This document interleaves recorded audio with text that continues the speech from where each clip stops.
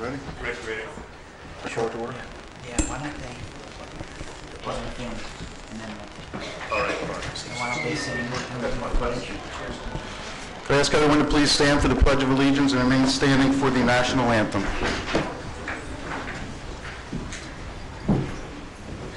I pledge allegiance to the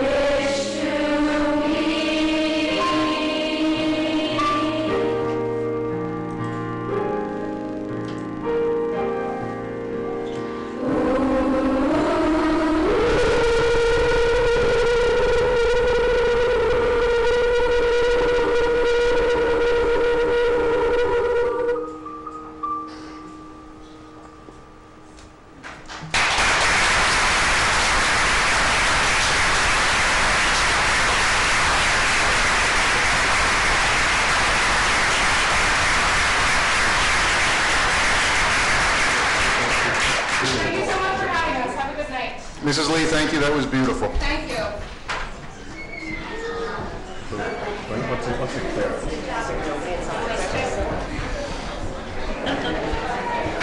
back again next week.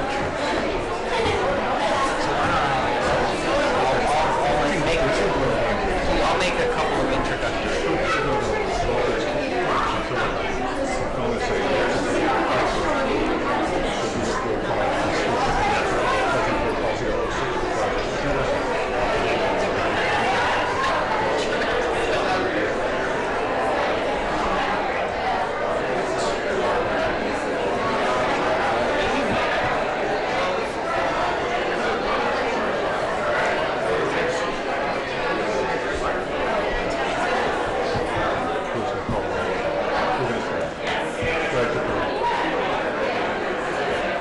I'd like to call this as a public meeting session together for the Council Rock School Board of Directors. This meeting is being recorded by the Council Rock School District and may be recorded by members of the audience. Mrs. Rice, if you call the roll, please. Sure. Mr. Block? Mr. Block is detained by business and will be attempting to join the meeting in progress. Mr. Abramson? Here. Mrs. Brooks? Here. Mr. Bialik? Mr. Bialik is running late. Dr. Foster? Okay. Mr. Grubb? Present. Mrs. McKessie? Here. Mrs. Sexton? Present. And Mrs. Thomas is... Mrs. Thomas is delayed and is attempting to make her way here as the meeting begins. As our board policy normally has the vice president taking the position if the president's not here, board policy 006 requires that the assembled board of directors elect the president pro tem to serve while the president and vice president are away. I'm going to move that Rick Abramson be elected to serve as president pro tem until the arrival of the president or vice president of the board for this meeting this evening. Second. Thank you. I have a second from Mrs. Brooks. Any discussion? Hearing none. Mrs. Rice, will you please call the roll? Mr. Abramson? Yes. Mrs. Brooks? Yes. Dr. Foster? Yes. Mr. Grubb? Yes. Mrs. McKessie? Yes. Mrs. Sexton? Yes. All right, Rick, it's your turn. Thank you, Mr. Brown.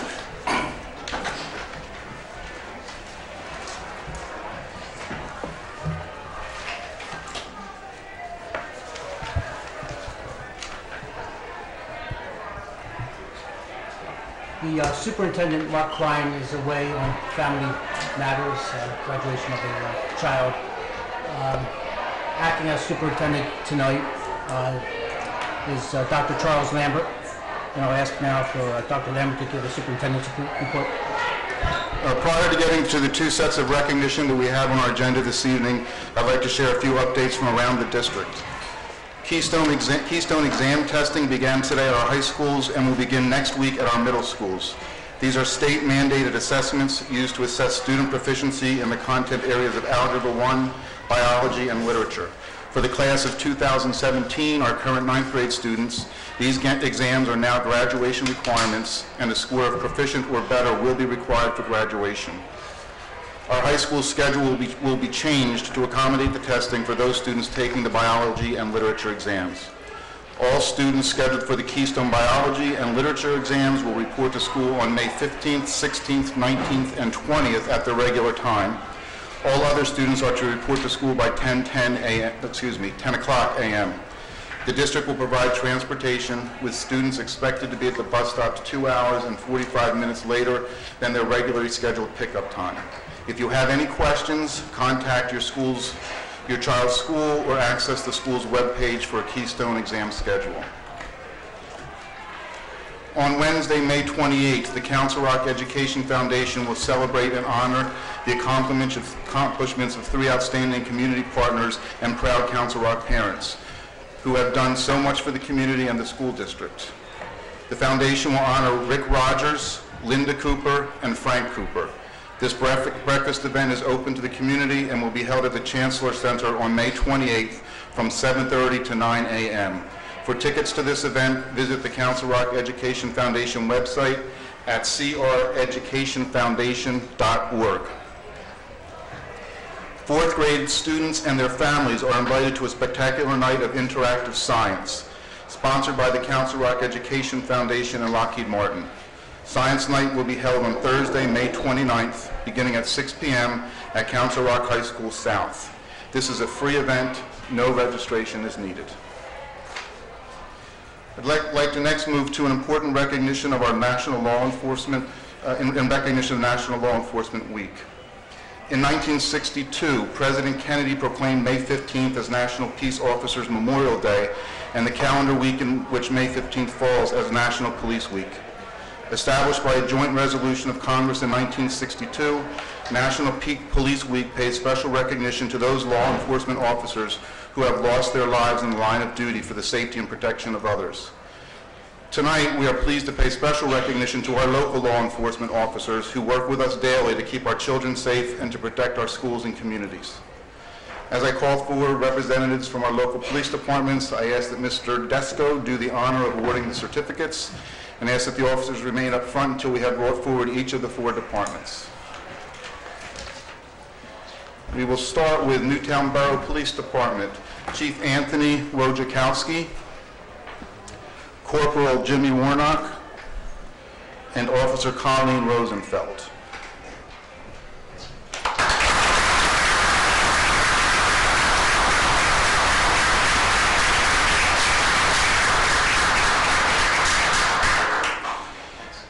Newtown Township Police Department.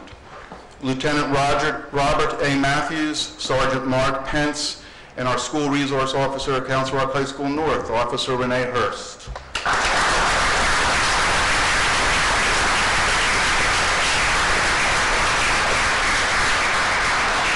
I'm sorry, Chief Henry Pasqualini, I missed that name.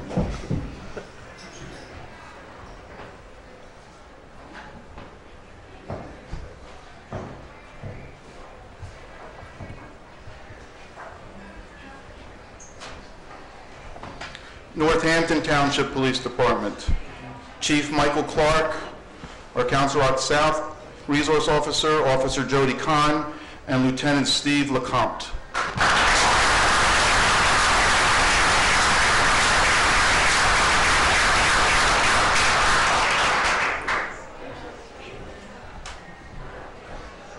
And finally, Upper Makefield Township Police Department. Chief Mark Schmidt, Officer Lee Crawford.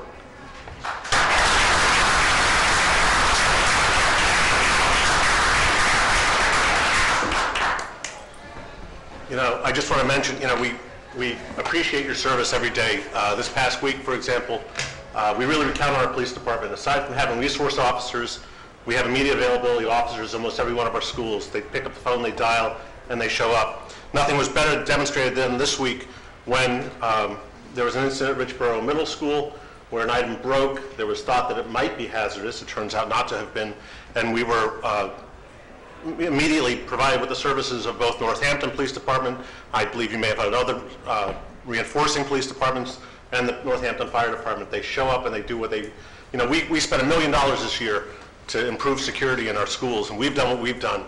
But it's an important component that we have the cooperation of our communities, and our community police departments don't draw their boundaries where their boundaries are. They come across the schools to protect us as a whole, and I'm very much appreciative. I think I speak for the whole board when I say that. So thank you. Thank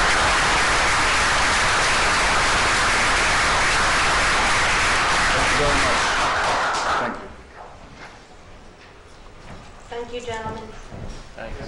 Thank you. And ladies. And Jerry, too, we need to remember also that the volunteer firefighters that brought those fire engines as fast as they could. Not necessary, thank the Lord, but there they were. And lastly for this evening, it is that exciting night when we see the awarding of the Council Rock Education Foundation grants. I'd like to bring forward Mrs. Suzanne Ray to handle the presentation of the awards. Thank you, Dr. Lambert. And thank you, members of the school board, for having us here tonight. The Council Rock Education Foundation is thrilled to be here tonight to award the teachers who are this year's recipients of our 2014 Innovative Learning Grants. It's important to note for people watching at home who might be unfamiliar with the Education Foundation that we are a nonprofit organization that's separate from the school district, and the funds that we're distributing tonight have been raised through charitable donations from companies and individuals throughout the community who believe in the importance of public education and want to support our mission of providing innovative educational programs for Council Rock students that are beyond the scope of the regular school budget. So we've had a successful year of fundraising, including our first ever Monte Carlo night event. And so this evening, we are thrilled to be distributing $35,000 in grants to teachers and classrooms throughout Council Rock. This is the highest amount that the Education Foundation has ever been able to grant in 1 year, and also brings us to the landmark accomplishment of having donated a total of over $100,000 to the schools since we reorganized and relaunched the foundation in 2007. So at this time, I'd like to introduce the co-presidents of our board of directors, Allison McGann and Marilyn Scarpa, to introduce the teachers and give a brief description of the grants that will be funded by the Education Foundation in the fall of 2014.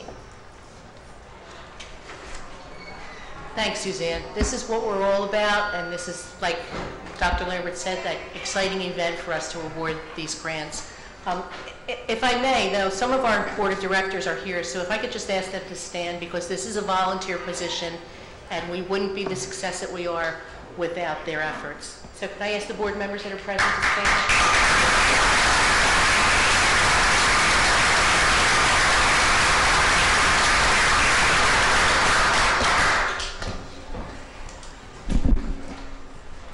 Thank you. Okay, thank you. Okay, now we're ready. The first grant that we're going to award this evening is called Solar Suitcases. This was written by Nicole Lieberman, Suzanne Fry, and Kim Seabrook. Each elementary school will receive their own solar suit.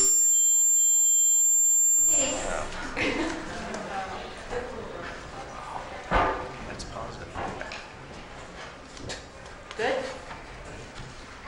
Each elementary school will receive their own solar suitcase, which collects solar energy and converts it into electricity to power electrical devices such as LED lights, computers, charging cell phones, and things like that. All students in grades 1, 4, and 6 throughout the district will use science inquiry and a series of STEM investigations to learn how solar energy can be harnessed and turned into electricity.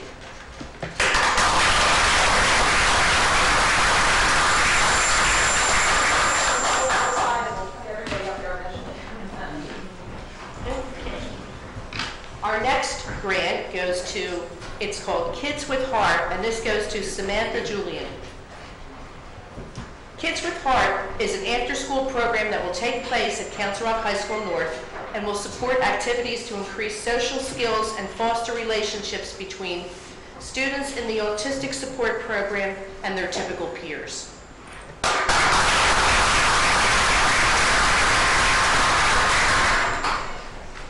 And next grant is called Weatherbug, and that is written by Colleen Hobel. I had it right earlier. Yeah. Students from all K-6 classrooms in Rolling Hills Elementary will use this innovative Weatherbug system to analyze weather and use scientific inquiry and appropriate instruments to observe, measure, and collect weather data. The Weatherbug technology will also provide extensive interaction opportunities between other Council Rock schools and also the community.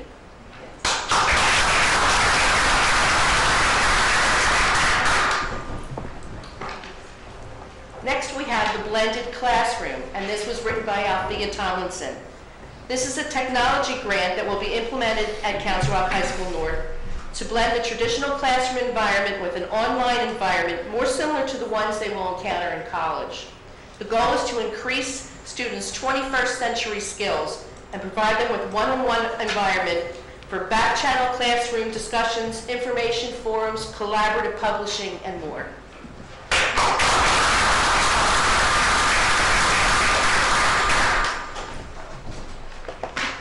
Next, we have Mindful Metacognition, and this was written by Alan Wilson. This is a literacy grant for reading support students at Churchville Elementary, utilizing iPad technology to accelerate and engage students' understanding of the reading process.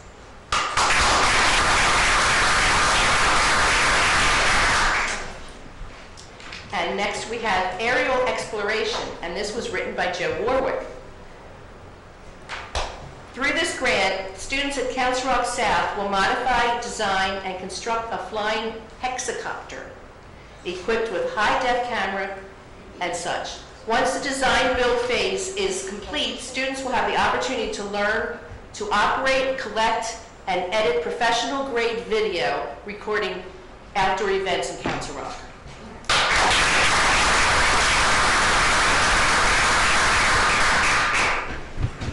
And next we have the Green Team Club, which was written by Sarah Armstrong.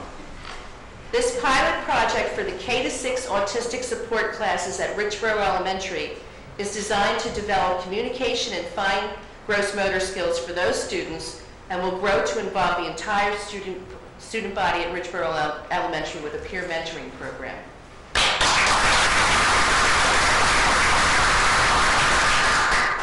And last, our final grant is the 2014 Robert H. Winters Memorial Grant. In honor of Bob Winters, a longtime Council Rock administrator and principal in Council Rock. We have tonight our special guest, Bob's wife, Charlene, and she will present the grant to the recipient. This year's recipient is iMotion, Creating Movies Through Art, and that was written by our district art curriculum coordinator, Beth Lynch.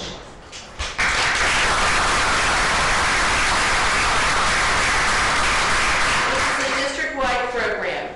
Beth will provide all Council Rock third graders with the opportunity to take on the role of artist, photographer, digital editor, and art critic through making claymation movies. These movies making claymation using digital media and clay. The resulting movies will be played at next year's 2015 District Art Show.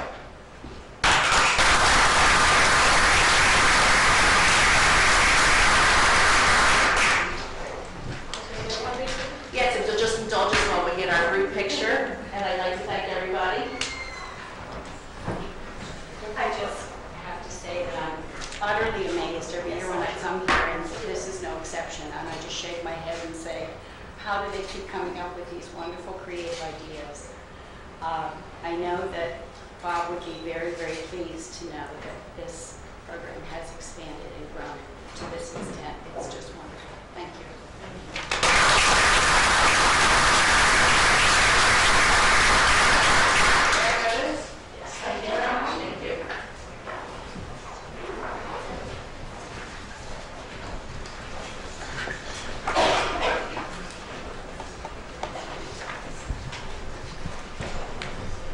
Anything else, Dr. Lambert? No, that concludes the report for this evening. Thank you. Thank you.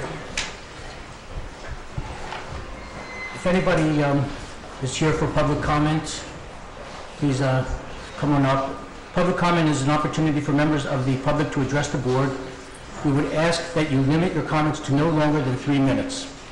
Please consider the fact that there may be young children in the audience or watching the broadcast live on CRTV when speaking. It is our goal to maintain a respectful environment so that members of our community have an equal opportunity to address the board without interruption. While the board welcomes your ideas and will consider them in deliberating an issue, we may not respond to your comments or questions. Okay, first speaker.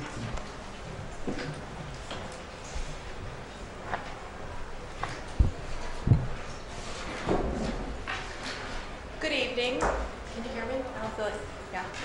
Hi, I'm Elaine Trocino, and I was here at the last board meeting, and I was sharing some comments and concerns and my thoughts about the Common Core Standard Initiative that we have in our school district. I'm happy to share with you that I have spoken to lots of people, and it seems like awareness is increasing. And what I found really interesting is one question that keeps coming back over and over again from people is, how come in our school district, being such a prominent school district, have we never been, none of this has ever been discussed. There was never really any conversation about this massive overhaul that was going to take place. So I personally think that's a great question. With the dramatic changes in the curriculum, the increasing days of PSSA and Keystone testing, with the added days spent preparing for these tests and teaching to these tests, and now with the new graduation requirements, I think one could very easily ask, why our community wasn't brought together to communicate and explain these changes that were on the horizon. Pennsylvania Code Title 22, Chapter 4, Section 4.45F states that the department may not and the board will not require school entities to utilize a statewide curriculum or statewide reading lists. This does not seem to be the case here. Furthermore, the rights of parents to direct the upbringing and education of their children is a fundamental right protected by the United States Constitution. In a recent email exchange with a board member present, the question was asked if we wanted the board not to implement Common Core at this time, and if so, what steps would we take to close the budget gap caused by the decrease in state funding? Well, I didn't realize we ever had the choice. If so, I don't think I'd be here tonight. So I believe that in our community, we're resourceful people, and I know this is a hardworking community. So perhaps if given the chance, we could have come up with some creative solutions or suggestions to help close this funding gap and spare the children and the families of our community the pitfalls of Common Core. I stand here tonight as an advocate for over 11,000 students district-wide. I advocate for my children, and I advocate for a cohesive community with open dialogue, especially on this matter. With that said, I would like to suggest that we disseminate a comprehensive information and analysis on the Common Core Standards Initiative, and I suggest to do so in the following ways. 1, broadcast via the electronic Council Rock News Bulletin and the board website. And 2, I personally volunteer to work with any appointed board members on a team to organize and execute a public forum in which parents can become informed and become part of this conversation. I do not believe that this is an adversarial situation. I believe this is a chance for us to unite our community for the common good for our children, our reputation, and for our future. Thank you. Thank you. Does anybody else want to speak?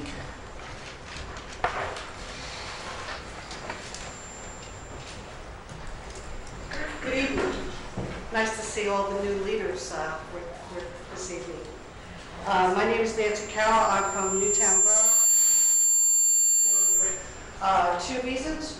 One is something that I'm looking forward to hearing about, and the other is something I have not been hearing about. I am looking forward to hearing a discussion about the occupation tax tonight. It is my view that that tax should go away for several reasons. One, the collection cost is too high, and it only provides a meager amount of revenue for the district.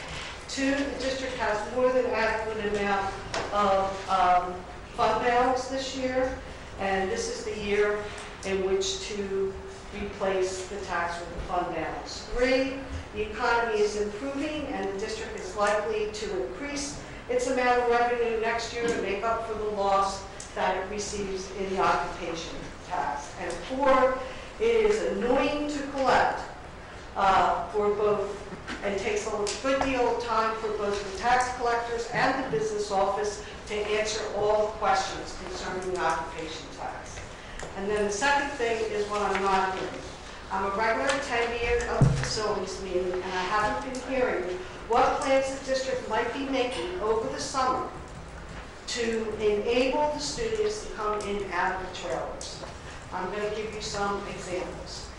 This year when there was Molded Goodnow, they put up a private wall, I believe, in one of the larger classrooms, and the humanities teacher and the math specialist shared a room. And they made accommodations to bring all of them, while they also emptied 10 other classrooms at times for renovation. If Goodnow can make those accommodations, I think a regular good room divider is about $2,500. I believe there are places where we could do that and bring the students in and out of the trailers. And I would like the district to look at how they can do that and bring more children into the building. Thank you very much. Mrs. Carroll, just as a point of clarification. Yes, You spoke this evening, I believe, I just want to allow you to correct it if I'm wrong. It is the per capita tax Mrs. Carroll was speaking of, I'm so not the sorry. occupation tax. Your comments are valid as long as people consider the inclusion of the word per capita tax rather than occupation tax. I just want to make sure that Mrs. Rice captures it correctly in the minutes. I correct myself. Per capita tax. It should be eliminated. Thank you. Thank you. Next speaker, please. Coming up.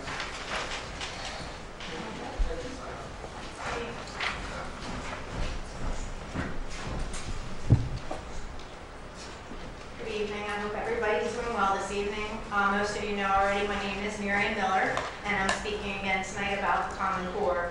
Specifically, I've made it my personal mandate to raise awareness in issues related to the K-3 curriculum. Why? Because there's a growing body of evidence from across the country to support assertions that Common Core, especially as it relates to our youngest learners, is developmentally harmful to them. The Alliance for Childhood says, quote, effective learning in the early years requires a very different starting point than the one presumed in the core standards. New research points to the indivisibility of physical, social, emotional, and cognitive development. The core standards are based on a narrow and flawed focus matter in isolation, overemphasizing cognitive skills at the expense of all others, end quote. It is important to note that the Alliance for Childhood Education was not created in response to Common Core. They have been around since 1999. They have no agenda for supporting the standards or not supporting the standards. Instead, their thoughts are particularly valid because they are an established, true third party, and their agenda is comprised of a single goal, and that's advocating for appropriate public education for children, and the operative word here is appropriate. Our group is beginning to grow in our numbers, and as we've continued our conversations in various forums, including this one, we've been frequently asked, what do you want? When it comes to the K-3 curriculum, however, here's what we want. First, we are forming an evaluation committee specific to the early grade curriculum. There will be a minimum of 3 parents on this committee, and we're inviting participants from the Council Rock Academic Standards Committee and from amongst this board to participate. And the reason for that, we're just issuing an open invitation because we would love input from these 2 committees. Our plan is to evaluate the curriculum by talking to educators and administrators from geographies all over the country, especially geographies that are ahead of us in implementation, to logically review anecdotal evidence, some of which has been presented here and also submitted via email to the board, and consult with early childhood development specialists and teachers to garner their thoughts about the curriculum. The end result will be a report that we generate and submit to this board for consideration. We'll also distribute the report across the school district to parents, professionals, and legislatures, and across the state to the same. Second, we appreciate that this district cannot summarily dismiss Common Core implementation without penalty from the state. Given this, we are asking that a series of parent toolkits be developed. These tools would explain the difference in the curriculum, map them back to more traditional learning styles, of which most of the parents were educated under, and make suggestions for resources that parents can tap into in order to be the active participant in their children's schoolwork that we should be. Our suggestion is that we can perhaps support a melded learning approach while larger issues are evaluated in this community. We cannot do this, however, if educators and administrators continue to tell us that not much has changed because of Common Core, when we know that in many classrooms this is not true. For example, my daughter's class is exclusively Common Core, but a friend who has a child in the same grade, in the same classroom, not in the same classroom, in the same school, said that their teacher has taken a melded approach to implementation. So within the same school, in the same grade, there are different approaches occurring. While most parents in the district may not be as vocal as we have been to you, we have gotten a lot of comments about the changes, especially to the maths curriculum. The net is that it would be helpful for parents to know what to expect and how to prepare our children. There is an urgency here because children are at risk. Perceptions of school and love for learning and academia are formed at an early age. We know that they are most influenced, and logically so, by the home environment and by a child's first years in formal education. The Common Core affects our ability to impact those perceptions because of its one-size-fits-all approach and its insistence on helping kids develop cognitive skills that they are simply not ready for. Finally, we have heard from some of you that challenging Common Core places vital resource dollars at risk. And we really appreciate this. We want to assure you that we are working in a larger context and with other groups across the state to put the Common Core back on the state legislative agenda. Further, we appreciate that the very real financial pressures that this board faces, and we recognize that you face them on our behalf and at your own request. All we ask is that you help us evaluate the cost of Common Core, the cost on this district in human capital and not just in financial capital. Doing so means we all recognize, and I believe that we do, that we are educating human beings and not programming robots with code dictated by the state, mandated by the Fed, and created by private corporations. I know all of you have full plates, but please consider joining our evaluation committee for the K-3 standards. Your participation is most welcome. Thank you and good night.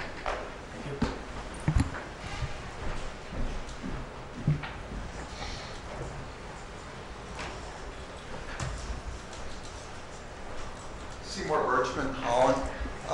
I'm probably perhaps one of the few that actually is in favor of the Common Core, but I respectfully agree with the other comments that have been made. I think there's a need, at least a need about more of an information exchange with parents and the community about what the foundations and the objectives and the approaches are of the Common Core, in the Common Core, because I get the distinct impression, because I've done a fair amount of reading, and my daughter's actually been educated in the Common Core, and she's getting her master's on Saturday.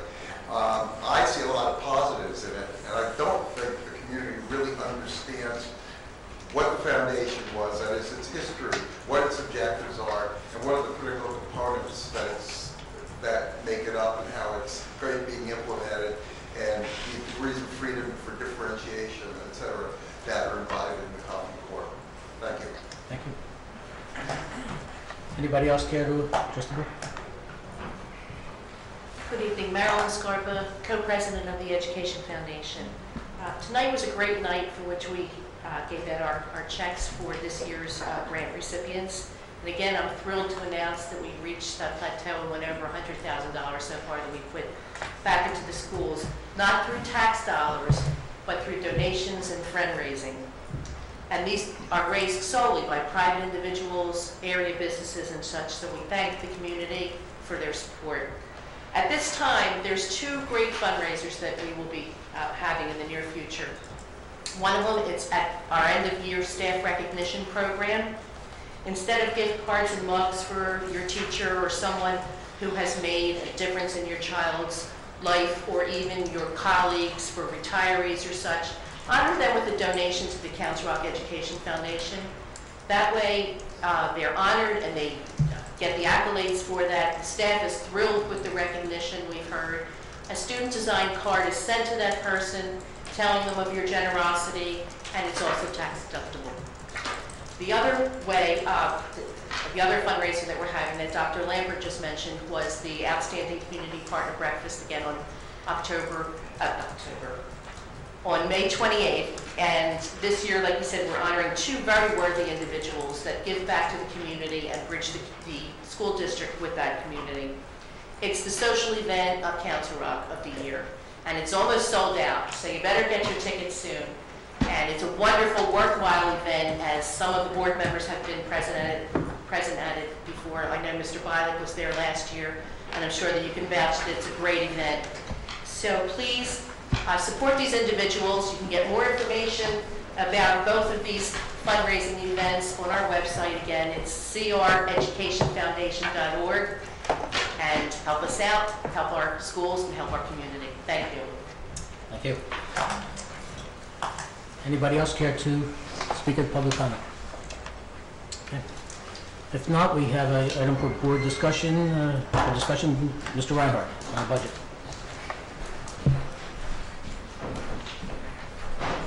Mr. Reinhardt, was it your intent that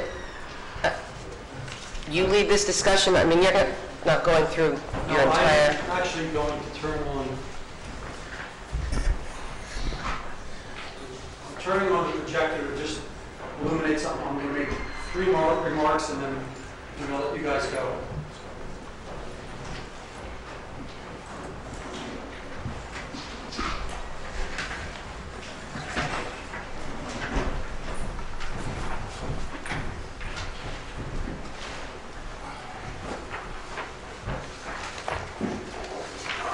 Good evening, everyone. What I have in front of you today is really just a summary page of the budget, the preliminary budget as it was adopted on May 1st.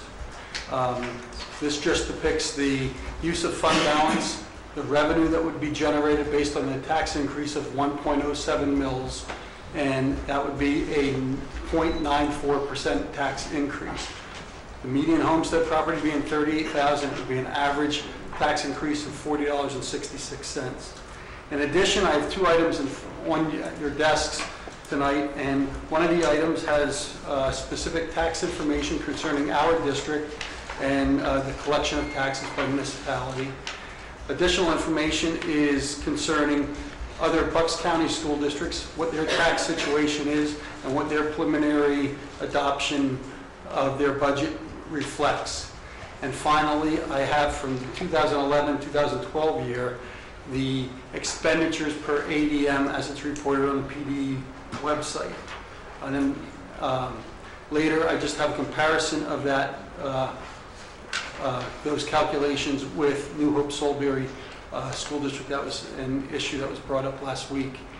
So all in all, I have that there. And I also have the revenue side of the preliminary budget.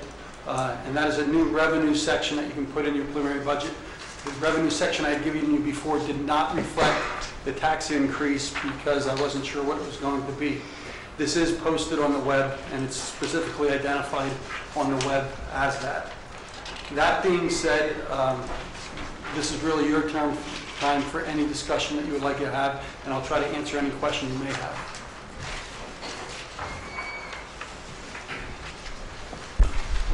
Are there any significant moving pieces between now and when we have to vote for the budget? I do believe there'll be an extra discussion or an additional discussion at our Finance Committee meeting next week. I am not prepared to speak on any other moving parts tonight or anything such as that. I believe I would take any instruction from you if you would want to see anything specific at the Finance Committee meeting next week. Bob, you speak to the increase being $40. What's on the average assessment? What is the tax on the average assessed house if this new number is included? And while he's looking that up, sorry. The other thing I wanted to speak about for a moment was we do now have a number back from the state regarding the homestead rebate and the tax per rebate, per parcel, if you will. If you could, sorry, I didn't know how this was running tonight. If you know what that number is at this point per parcel, that would be useful to share. And if you knew what it was last year, that would be useful to share. The reason I ask while he looks, the reason I ask for the 2 together is it's to try and understand the movement. In some years, last year, the rebate was from the state for gambling revenue was less than it had been the year prior, so it made whatever we did, even if we had been flat, it made it out of pocket paid seemingly more for the homeowners. So I just wanted to get that reference point this year to see. I believe it's gone up about $10 You're exactly right. I never ask a question I don't know. Last year, the rebate was, I'm getting to that page right now, was $249.36. This year, it's $259.60. So you're getting a reduction of $259.60. You get a reduction of $10.24 from your bill this year, even if we didn't do anything with your taxes. So you pay $10.24 less. And the average of the, if you have a home at $38,000 of assessed value, the millage rate would be 115.09, and that would be a tax of $4,373.42 at the base period. If you would pay a discount, of course, there'd be a 2% discount on that bill. So when we show the number there, that's really at full face value, not with the discount? Correct. Okay. And then to take Jerry's point one step further, if we did eliminate the per capita tax without using any additional fund balance, how would that affect the so-called average homeowner's Depends how you pay tax? for it. I think, I got to find that. And we don't need that, I guess, tonight, but if that's going to take your time. The other question I have is, what you put up on the slide, that's the most current numbers? I think you Yes. had 209, what was it, 209? I don't know why that turned off. It's 209,620 in revenues, and it's 214,631 in expenditure, As in opposed to what appropriations. we have in front of us, which Yes. in F3 says 210,923. Is it, am I reading that wrong? I'm not sure what you, I'm looking at page F3 of the preliminary budget that was on my table.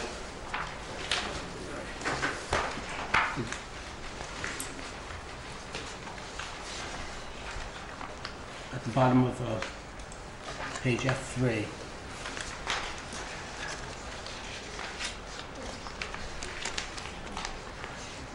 yes, that is it. The 209 that I have up there does not include the tax increase. You're including the tax increase, yes. All right, so that's the final 209. So that's 1.3 million difference from, Yes, that's the one, and that that's the would one. equate to the 1.07 mils. Bob, just so I'm clear, and thank you for providing this. I'm going to now walk through some of the numbers on this county school district tax information that you provided us. The 2.1% maximum set by PDE as a base applied to all school districts in this county. Is that correct? There could be a higher Act 1 index for school districts that have an aid ratio, I think, of over 0.45. That is not us, but that would be like in Morrisville, it would be a Right. Bristol Borough and things like that. So So they would have a higher threshold. And I just point out then, Bristol Township, by example, is 3.5, and that may have been subject to that. As I look at the preliminary budget numbers, these were only preliminary, and I don't know, I know one or two of them have settled out. Council Rock, Neshaminy preliminary budget was 0. Palisades was 0.86. Council Rock is third from lowest at 0.94. And then you look at rates such as New Hope, which went right to the max for their preliminary budget, 2.1. Centennial must have had an exception because they're a 3.5% tax increase. Central Bucks, to which many people want to often compare us, is 3.72%. Penn Ridge, for some reason, is somewhere between 3.6 and 2.75. There must be some variability there. Their preliminary budget is 3.6, but I think there is a narrative that they're going To to discuss as they're intending to, but still over the 2.1. Quakertown hits. Ben Salem, again, that may be one that's subject to a higher limit at 3.2, but Pennsbury comes in at 2.93. So I guess my observation here is the number set by PDE is really PDE's acknowledgement that in the realm, in the market basket that they've assembled as comparison, expenses have gone up 2.1%, and their PDE's perspective is, by putting that number out, the district can continue to operate on the flat, and continue. So I just give it as narrative that some of these districts then certainly have had their expenses increase greater than PDE would have expected and are attempting to make that up. Others are not, and some, such as ours, are using reserves that they have built up over time. So it's just, everybody wants to look at a point in time and use that. The other point, which is interesting on this sheet, is Council Rock is in the middle of the pack. at this based on the average daily membership, which is the average daily enrollment, at about $16,563 per student. The lowest being Central Bucks at $14,002, and New Hope, I guess it's New Hope Solebury, is $20,216. They are, for us to get up to the point that they are, we would have to raise taxes 35 mils to equal their spending. So it was brought up at the last time that we were compared to New Hope Solebury. I'm not saying tax is the only way to get to what New Hope Solebury does, but I don't think anybody on this board has a stomach to raise taxes 35 mils. Lastly, the other point from our budget meeting the other day was why has the measures of Council Rock changed? There is a statewide mandated measure which is used. Every district in Pennsylvania is on that. That's a measure which is a little more consistent than some of the things done for the newspaper. And lastly, when you look at us historically, this district has had a history of investing in education and investing in the students and population. Other districts in the state and in the county have not. And some of them learned that that's a valuable thing to do, which is to invest in the country's future by investing in students and doing the right thing to get students educated. So I don't know that Council Rock has declined in its delivery as much as, hypothetically, other districts have caught up and have spent money to catch up. So it's just, I'm not saying it's the right answer, I'm just saying when you look at those numbers, there are many facets to analyze them, and that could be one. It's a single point in time. So I appreciate the work you did. To Bill's question about the, now I'm going to say it, by the per capita tax, we'll have a motion to talk about that later this evening, and that's why I wanted to bring up the discussion. I don't know where I stand on it, but the discussion about the change in the revenue regarding gambling. I just want to echo an item, a line of thought that Mr. Grupp had, and it's something I repeat from time to time, but today I was listening to a news story on the way home regarding the current inflation rate, and for the past year it's been 2%, and that is exactly what the Fed has been targeting. Through the course of the economic difficulties in 2008, the big fear was deflation. And so the Fed has gone out of its way to have policies that target 2% as a way to avoid deflationary risk. And for people that understand, monetary policy, it's a safer way to run a large economy. But the bottom line for us is, if inflation is 2%, we're increasing in this proposed budget, increasing our taxes by half of inflation. So aside from whatever recipe the PDE comes up with for what its basket of costs is that drives the costs of school districts, where they came up with about 2%, that's where we are nationally as well.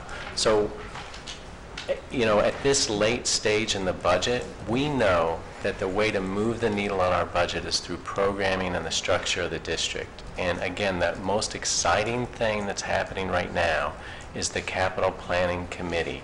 That's a long-term effort, a long-term view that could decrease our costs. That's where the money is. That's where we're going to make a difference. Right now, we kind of have the budget we have. I don't think we can go in there and do open heart surgery in any big way. But that it's half the rate of inflation, that's really not much, in my opinion. Half the rate of inflation because we're using some of the fund balance. That's exactly the point. It's actually not a sustainable way to run things, but the complaint is, well, how do you get to a sustainable rate? And I think our roadmap that we're pursuing is this Capital Planning Committee, which is going to be a multi-year process, but luckily we've budgeted multiple years of fund balance as a bridge. So I agree with you. Any other comments? Yeah, Mr. Reinhardt, I have a comment or a question. So I appreciate the comparison to New Hope Salisbury, because there was a lot of conversation about that. The other conversation had to do with Central Bucks, and as we were talking, I went on to the U.S. News website, and I've since lost it, but Central Bucks came in at number 28 in the rankings. So I'm curious why we didn't take a look at what the cost would be to bring our spending down to Central Bucks level. If we're comparing up to New Hope, I'm just saying, let's look at apples and apples. I was asked to provide this calculation. I provided the calculation I was asked to do, and it was based on the information from what occurred last week. If someone asked me to do that, I'd do that same calculation. I'd like to see that. I'd Okay, like to I take a can look, because provide that. the difference is significant, and I'd ask, let's add in the increase that they have projected of 3.72% this year, and we still have a difference of $16,563 per student for us and $14,000 for Central Bucks. So I'd be interested to see what it would take to adjust down to Central Bucks level. You know, I have two thoughts about it. First of all, I don't think spending gets us better rankings, and I also don't think that we can hang the U.S. News reports on the wall out there and then say, well, I'm really not comfortable with the algorithm. It's kind of a live by the sword, die by the sword kind of thing. So I would like to see that comparison. I'm not as comfortable with the analogy with the Consumer Price Index. The local Consumer Price Index is actually 1.3% from the Bureau of Labor Statistics, so it's not 2. But the Act 1 Index is, you know, it's something that was put together to keep a cap on these school boards from raising taxes without any limits at all. So I think it's very, very important. And I'm happy that we're well within that and not asking for exceptions. I would say, again, I'd like to look at a budget that matches our revenue and start at a 0 tax increase.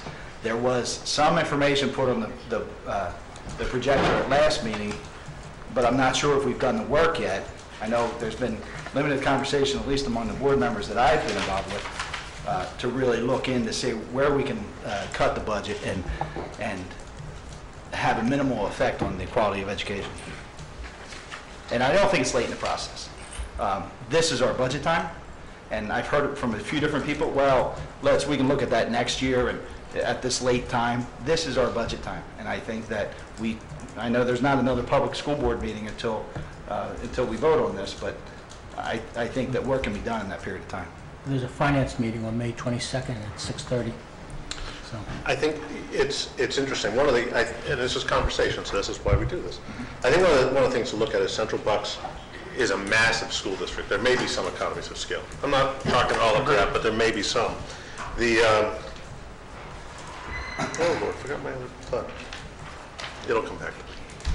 And I absolutely agree. It's just, if we're going to compare to New Hope and say, well, look how much money we're going to have to raise. Look how much more money we have to collect from our residents to take us up to New Hope because someone said, why aren't you like New Hope? Then we have to look at the other side of it too. Mr. Foster has talked about benchmarking other schools, and I don't think it's fair to just give the one side of the story. That's my point. I remember. Jerry, can I interrupt you for a minute? Absolutely. People in the audience are having difficulty hearing everyone. If we could just remember to either speak up a little bit or talk into the mics. And last time we met, somebody had approached. What? Nobody has trouble hearing me. It's an interesting notion, and I tell the board, but it's really for public understanding. Each year, when there is a PDE number presented in terms of what the possible increase might be, if the board doesn't take that increase, the next year that increase is gone and it's no longer available. And that has the potential anywhere within the district and within the state to actually work to encourage boards to take the maximum because they don't know what next year will be. It's kind of the bird in the hand situation. And that's become problematic. I think it may have become problematic. This board may be unique to many when you look at the numbers that people are looking at. We've stayed under that number pretty reasonably for a good long time, pretty consistently. Occasionally we'll go, but we do it because we think we have to, and then we back away subsequent years, as we're proposing this year. So I'll come back to the board, and maybe we can talk about it at some later point. I want to consider, someone spoke to us the other week, and they said, well, why don't you get the community support about other notions that you want to go through Harrisburg?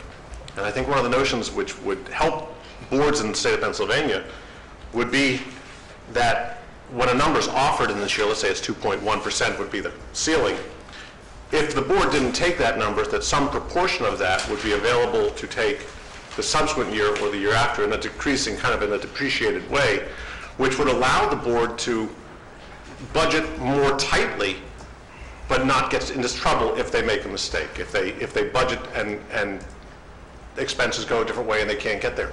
Because right now, once the year is passed, we can never access that. So by example, and it's not a fully formed idea, but if it was 2.1% and we went for some number, whatever we didn't take this year, we would have access to two-thirds of whatever we didn't take next year. And then the year following that, 1/3 of whatever hadn't been taken previously. My rationale for that is it allows a smoothing effect for that number and allows the boards across the state of Pennsylvania potentially to budget cautiously and a little conservatively, but not have the risk that they currently run, and not to encourage boards to go for the full boat because bird in the hand's worth two in the bush. So I put it forward as a notion, maybe with something we can talk about and see if as a board we want to solicit our representatives. We can discuss it now, later. I just wanted to put it forward as an approach. We don't vote on it here. So if it is a conversation, I want to get back to this sheet that Mr. Bialik's talking about. I agree with him about Central Bucks, but the numbers are so big that it's easy to do the math here. Assume we have 11,600 children, and the difference between our spending, which is in this table in front of us, it's like $50 million difference. Now, we're never going to get at $50 million unless we have some kind of structural changes. We don't understand all the reasons for that difference, but one of the reasons is their schools are bigger than ours, and bigger schools are cheaper to run. That's where you can get at millions of dollars. So I'm just repeating myself. That's why the capital planning thing is so exciting. But then to Mr. Grupp's point about communicating with the legislature, some of that difference too might be special education, because we're an older suburban Philadelphia school district. Central Bucks is a much younger school district for much of its size. It went through a period of rapid growth much more recently than we did. And that gets back to the kind of things that Representative Bernie O'Neill has been involved in trying to make a fairer, better compensation to school districts for special education. I mean, meeting after meeting, we have items on here that can be breathtaking in their expense. I mean, even tonight in the consent agenda, the transportation costs for some of our children that they need and we have to provide, and it's the right thing to do. But it's required by law. And it's required by law, but is the state there, is the federal government there, or is it really just another vast unfunded mandate in a lot of ways? I don't understand the numbers between Central Bucks and us with respect to that, but I think that's where a lot of the difference is, and us understanding that will help us communicate to our legislature about our situation more effectively. So that's all. Any other comments? If not, let's move on to the consent agenda. Mrs. Sexton.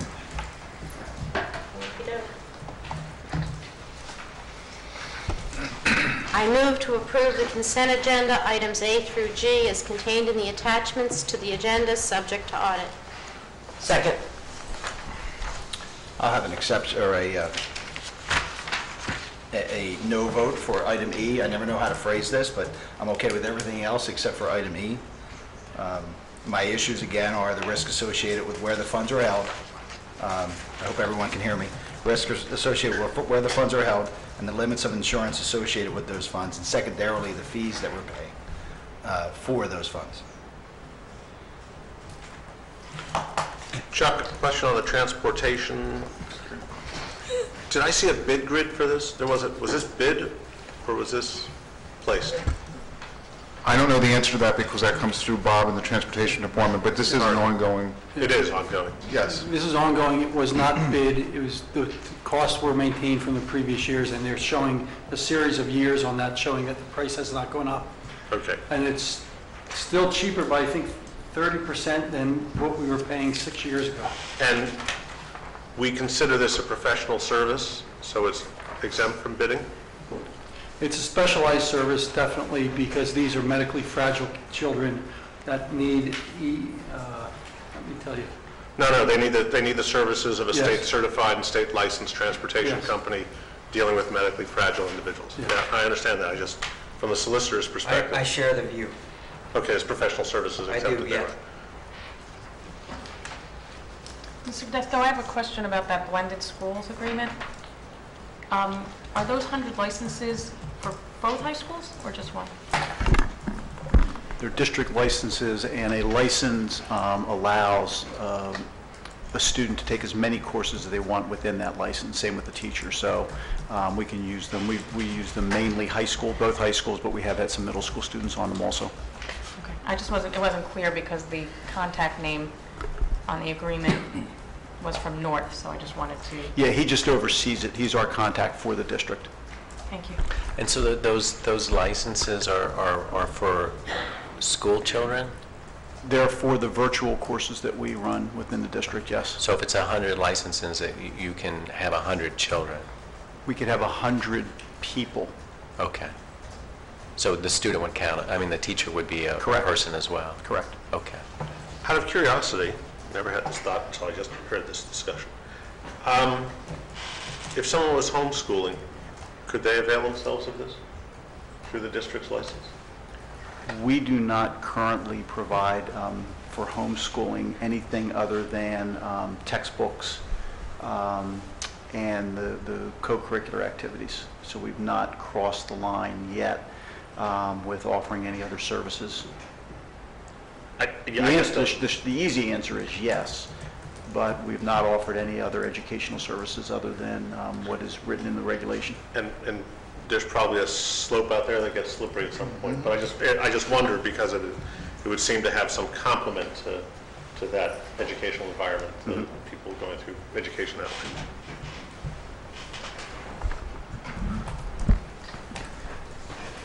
No other comment? Can we please have a roll call vote?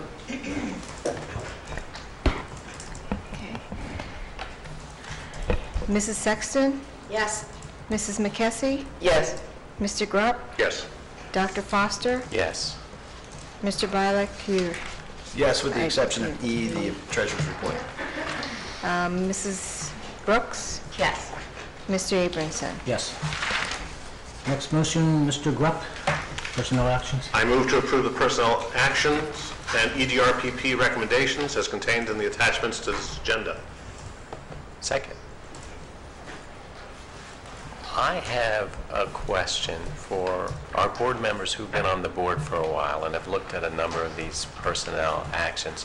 So there's, I guess, a rhythm to these across the year, and there's different categories of activities. So what do you... What's the question? Mr. Grupp, what do you, when you look through these, what do you look for? Do you... Don't go by me. Christine hates when I look at them. I'm just curious what... Realistically, from my perspective, I, more so in the earlier part of the year, I look to confirm educational attainment and their placement in terms of matrix, where they are placed in the matrix. I look to get some assessment in terms of validity of the appointment for the role being served. While it would be great to have PhD candidates teaching second grade, and maybe a few are appropriate, a lot of them would seem to be a stretch to hire them in it that way. This is just my personal, and each one of these, because I mentioned it, doesn't mean that it's a prohibition. It just means that it prompts a question, and then poor Christine gets to suffer them. Later in the year, as we look at these are by and large the end of assignment. I would normally look at this and wonder why some of the assignments end June 10th, when others end June 24th or June 20th with the end of the school year. typically if you ask that question, there's some rational answer. That's what and when you ask about what am I looking for, I'm looking for that match. In the fall, as we approach the fall, I like to look at, and I ask for it frequently, and I like to see what our average hiring salary is as we hire in. And I think part of that goal is, as I said earlier in my comment, it would be great to hire PhDs for everything, but PhDs by our salary matrix are expensive. And so I'd like to get a perspective from the Human Resources Department as to where we are in our average hiring salary, because I think that I have to trust them, and I do trust them, but they have to work a portfolio. You'll get some PhDs, you'll get some newly minted teachers, and they have to put them in the right place, because and if, as a board, we can exert influence by saying what we want that target to be. You know, it's when you send your kid to the store, you tell them what to buy, and you give him money. You can't buy everything. He has to stay within the budget you give, and that's sort of the same way I look at the administration and managing HR. So long answer to a short question. No, thanks. Shocking. What, there's a long answer? I think you provided a long answer to a short question. I thought it was a fairly short answer, and no, I appreciate it. No, thanks a lot. And so these assignment endings that happen at the end of the year, these are people that may have come in for family leave, long-term substitutes. They're all full-time substitutes. Okay. So you want to make sure that you end the assignment because they're not contracted employees. And every person that you see on that list was filling a sick leave, a sabbatical leave, a maternity leave. Okay. So But in that spirit, some of those people may reappear on future. And they may appear probably because, that's I mean, exactly there were certain names I know that they'll be back next year. And we would want them to be. So these are, as you look at this, these are employees who have served in the district 1 year, 2 years, some as many as 4 years. So our hope is that we will be asking you to appoint them again as full-time substitutes. There is a continuity here as well, not only in Christine's statement about we want them to continue. As a board, this was discussed, not as a large group, in fulfilling the requirements or one of the mandates of our most recent contract negotiations. There have been a small subset of the board that's been meeting with members of the union to talk about how things are progressing, how we can consolidate and change, and what we should look forward to in the future. And this was one of those topics, actually, which was teachers who have been here as long-time or full-time substitutes and what their standing is as we look to hire teachers in subsequent years. So it's funny you ask, because it had just come up just the other week as a point of clarification among the two, the assembled, the four board member subcommittee and the members of the union. So it is something we are looking at too and discussing. Not looking to change it necessarily, but just trying to understand it. So I had a question about the EDRPPs. My only question was this: in those lists of people who coach, I would just, for points of information, would like to know who is an employee of this district and who is an outside contractor. Okay? We could put that together. And I would, so that when I get those, I know who's who. And I would also like to know that each of those outside contractors had been put through a process, if they're not teachers, to properly deal with students and interactions with students. We do that, I assume, for every coach that we bring in.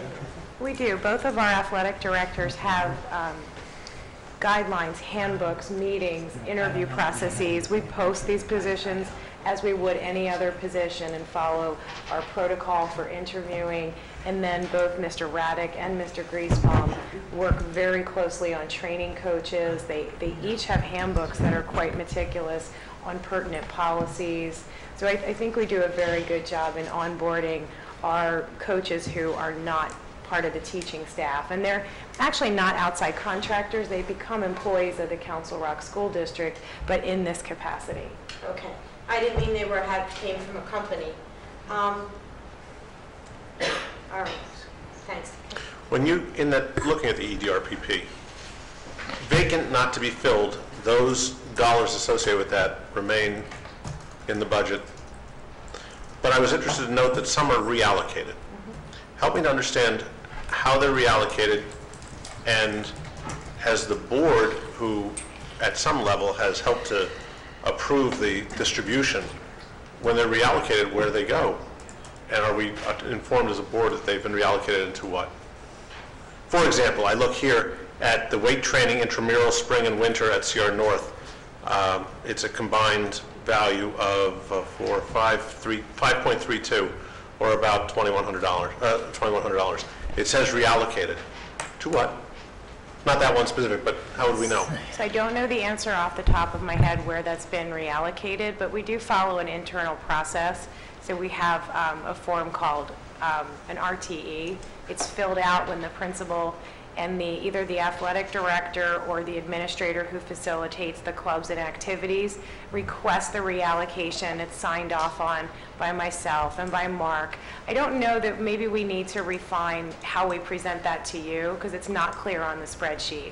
So, and I don't remember where that was reallocated to. And I think, and just for my own sake, I think that as we look at budgetary cycles, that's one of those things that if you're reallocating it, I think, at least for me, I don't know that it would be improper for the board to look at the reallocation, to understand. Because next year, do they remain reallocated or do they go back? You know, how does that work the next year? So sure, let's give some thought to that. Sure. Christine, maybe you said this, and I apologize, but in the EDRPP report, why are some highlighted and some not? They're highlighted just to show you who's new and who has changed this school year. So you'll see a lot of yellow at this point, and that's just to signify. I think Mr. Grubb had asked back at the start of the school year, even last year, that we highlight the changes. I see. Okay. Otherwise, it's just a massive document, and it's hard to understand what's new from meeting to meeting. During the course of the year, early on in the year, we'll get a bunch of them that will say that they're unallocated, not unallocated, unassigned at this point. And then as they come on, it's a building list. It used to be that we'd get this list, which was only the changes, and we wouldn't know where we stood in its entirety. So was there another column that says when we approved it? No, there wasn't. That would be the next one, which would have the column that says as we approve them, so we know. It would serve the same purpose as highlighting. We can add that, absolutely. You're saying that they all become W-2 employees? They're all employees of the school district. But they're not all members of the bargaining unit or bargaining units. I want to be sure that I present it fairly. There are very few coaches who are not employees, and I can pull that data so you can see, but it's a very small minority. All the people that are on the fields with the kids. It's a small number. I'll be interested to see that. To remember, though, it's important to remember that you may have volunteers on the field that are not receiving EDRPP payment. Now, both Mr. Raddick and Mr. Griesbaum are very diligent in obtaining clearances from volunteer coaches, and we actually keep them on file in our office. So you may see a number of coaches. So you see volunteer coaches there. Do volunteer coaches, our staff tends to wear a badge that has a blue background, right, generally? I think it's blue. Do volunteer coaches who've been approved by the administration or by their volunteers, by the athletic director, do they have any identification when they're on the property? I don't know. I'd have to check. We might want to consider whether they would have an alternate form that would be readily identifiable, that they're accepted as being there, but not professional staff that we would have. Same as having school moms in the same.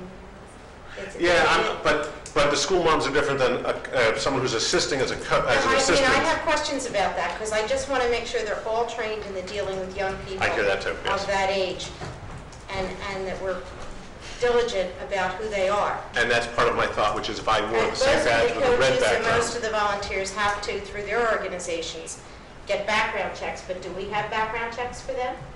For if you're hanging out with the football team or the basketball team and you're a volunteer and you help with whatnot, do you get clearances set for them? So both Mr. Raddick and Mr. Griesbaum are very diligent in making sure if you're a volunteer coach that you have clearances, and we do keep them on file. A lot of them have them already anyhow, because they have in their real life.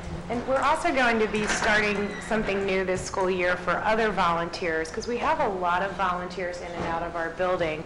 So each school will give the Human Resources Office a list of their volunteers who will frequently be in the building, and our office will help support the schools in making sure we have all the clearances.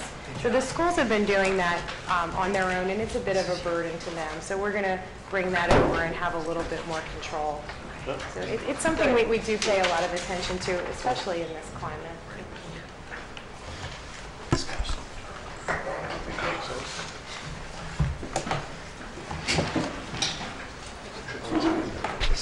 Apologize for being late. I guess we have some discussion? Show up late and want to take charge? Sure, Rick jumped out of that seat awfully quickly. I was perfectly happy to let him run the whole thing. I was counting the minutes until you got here. All right, so the minutes will show that you showed up at 8:50. Do you want to know where we are? I know exactly where we're at. Do we have any discussion? I think we're ready to vote. Yeah. We have a roll call vote, please. Dr. Foster? Yes.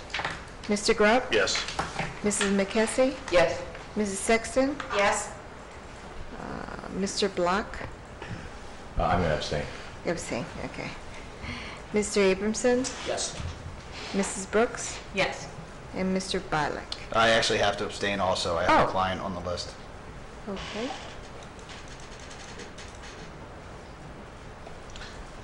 I don't think you have to abstain. I think you choose to abstain. Well, I think Well, if you have to, then you have to file a paper. I choose to abstain. okay. And I think I have to abstain. Can I have a word with you back here just for a second? Sorry to... There's the penalty box.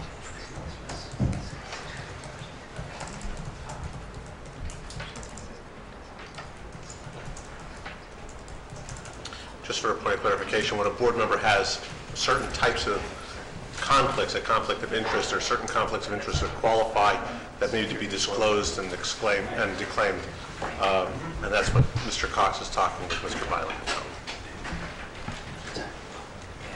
about. So Mr. Bilek is good with his chosen course, and I counted 6 votes in favor. We're short 2, tonight, so I 4, just want to make 6. sure there were at least 5. Yeah. Fair enough. We're good? We're good. Okay, Mr. Abramson, could you read the next motion, please? I move to award bid number 14-01, Technology Education Supply Bid for the 2014-2015 school year.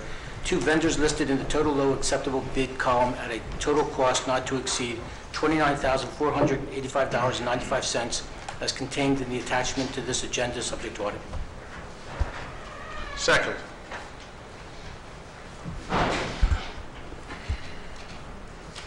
Mr. Ryan, have anything? This bid is for the tech ed teachers, and you'll see that it's about $5,000 more than last year. And that is really due to a tool cabinet for woodworking being purchased at Richboro Middle School. So that is a $6,900 item, and that is why it's above what it has been in the past. I am always amazed in looking at these that we still do, well, it's a technology bit, it's actually what we used to call industrial arts, but I'm always amazed that we're still teaching photography, the emulsion technology. It's a thing that I thought would have gone away. Time will tell. Any discussion? I mean, I just, because people can't see it, but there's like 210 items on here. Some of them are for like $12, and as Mr. Reinhardt said, what the largest was.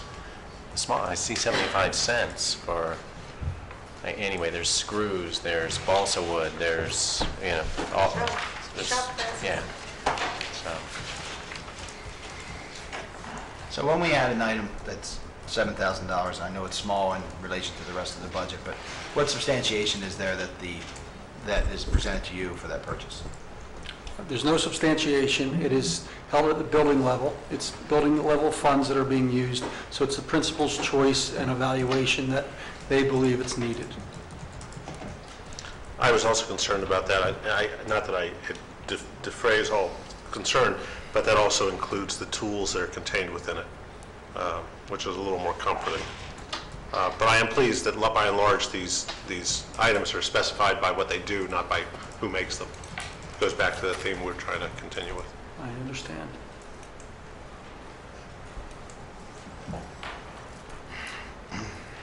Hearing no objections then, I would ask the secretary to record the motion as passing with unanimous consent. And Mr. Bialik, could you read the next motion, please? I move to award proposal number 25PA140188, Council Rock High School North roof replacement to Garland/DBS Incorporated at a total cost not to exceed $679,213, subject to audit. Second. Mr. Taylor? Yes, good evening. This is the last of the large summer projects that I'll be bringing to you this year. It's to replace some areas of single-ply rubber roofing at North High School that weren't replaced as part of the renovation project when that building was addressed several years back. We're going through a governmental purchase process as we have in the past. What we did a little bit differently this time, 2 years ago, we used a different governmental purchase group, and I learned that by switching that up, we saved some additional monies. Going through the same process with the company we're using now, we saved about $400,000 on 2 projects, Soul Finestone and Wrightstown, by making those changes last year. I wanted to try to find a way to improve upon that again this year and see how we could maybe save some additional monies. So we asked the Garland DBS, who we contract directly with, to utilize a competitive bid process within their own purchasing process. So we had 4 contractors that we selected because it's a governmental purchase process. In the past, it was always a single contractor and this company. They provide us a price, and that's who we went with. That company was involved, but this year, 3 other general contractors or roofing contractors were also asked to provide a price. And we actually had documents prepared by a professional. We had a bidding process. They bid directly to Garland DBS. And by doing so, we saved an additional $103,000 by going with a company other than who we would have awarded this to normally. So I'm proud of those efforts. In the last couple of years, we've saved, $500,000 by continuing to find ways to better this process. We are about $75,000 below the project estimate, and that includes some additional small roof areas that will get all the remaining rubber roof off of North and get us a 25-year warranted roof with redundancy, built-in redundancy. So, any questions? This is inclusive of the overhang? Is that the roof? Is that roof on this? The concrete canopy portion, the roofing for that is on here, yes. Okay.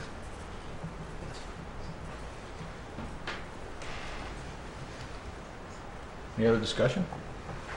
Questions? Thank you, Mr. Taylor. May we have a roll call vote, please? Sure. Mr. Grupp? Yes. Mrs. McKessie? Yes. Mrs. Sexton? Yes. Mr. Block? Yes. Mr. Abramson? Yes. Mrs. Brooks? Yes. Mr. Bialik? Yes. Dr. Foster? Yes. Let me ask something. Doug, when will the project be done? The project will be finished mid-August. Mid-August. And when will it start? The project actually is going to start, the roofing on the concrete canopies will start before students are gone. We've met with Mr. Gamble and the folks over at North, and we developed a plan for that. The major roof area over the library will not start until students are gone for the year. So you don't expect any disruption to parking or the bus routes No, or the- we've worked out the staging area. Most of this will be staged from the loading dock side of the facility, and we will still provide access for deliveries, and we will not block the entrances for other reasons. So. Thanks. Yep.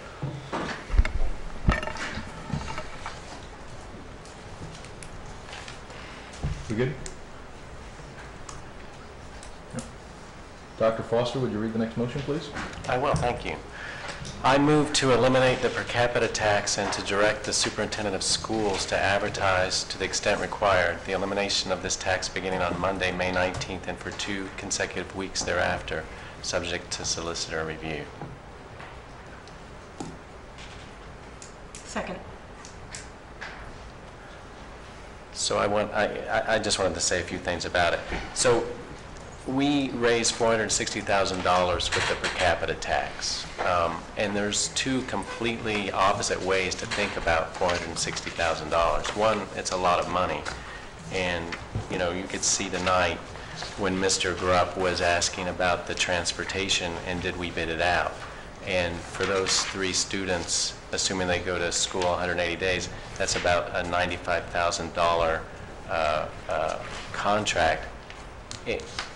We struggle to look at every dollar that comes before us, and we know that $460,000 makes a difference in terms of how many teachers you can hire, whether you can have afternoon buses, whether you can have extra library nights.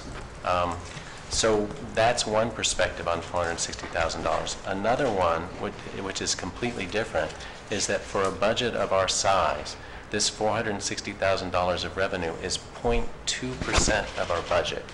And it's literally impossible for us to hit our budget targets for a year within 0.2%. And we see that over and over again. So at the beginning of last year, we had no idea that our health care was going to go up $1.5 million. We had no idea that we were going to be able to refinance our bonds and achieve over $4 million of savings, which a year beyond this next year and a year after that is going to be over $1 million in cash flow in the budget to our advantage in each of those years. So 0.2% of revenue is literally, unfortunately, and it's a strange way to think of it, in the noise of the revenues for our budget. We just can't pin it down that accurately. But then, how are we getting the money? We're getting it in 2 $5 bills that are sent to houses.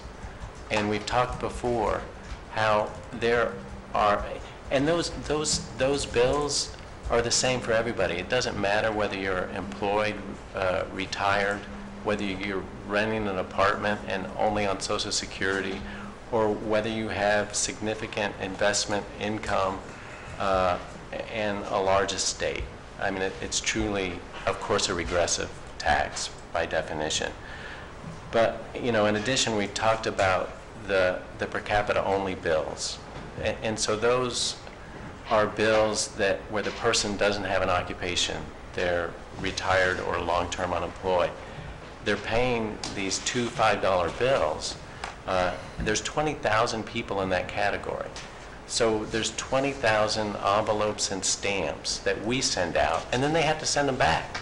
So that's another 20,000 envelopes and stamps. For a $10 tax, it's extraordinarily inefficient.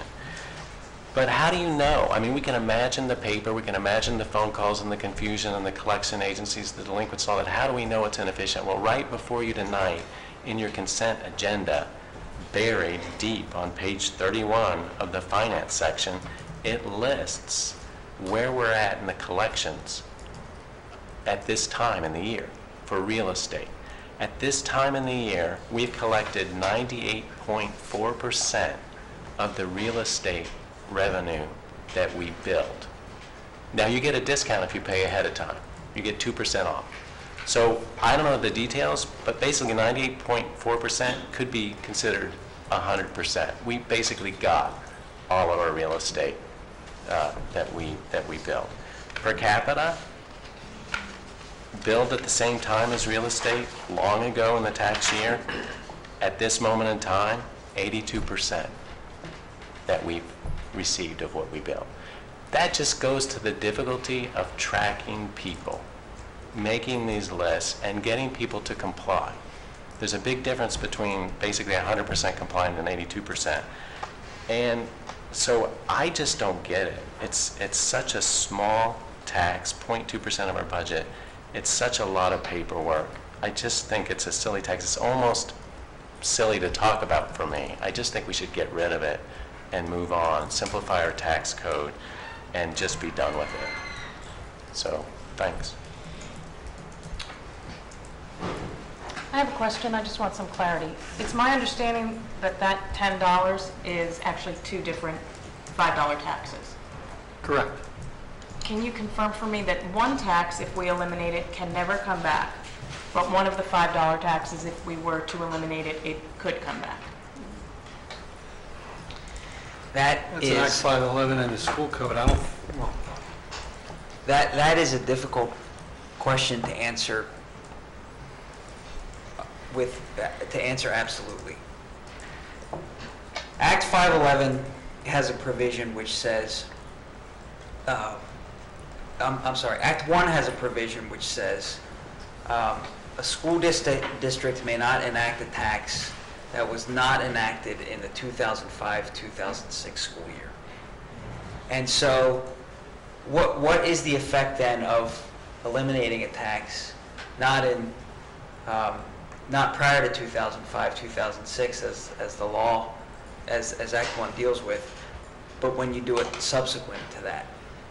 Can you argue, if you're the Council Rock School District, and say, well, under the express provision of Act 1, we had this tax in 2005-2006, so notwithstanding the fact that we eliminated it in the 2014-2015 cycle, in 2015-2016 we can bring it back because we had it in 2005-2006.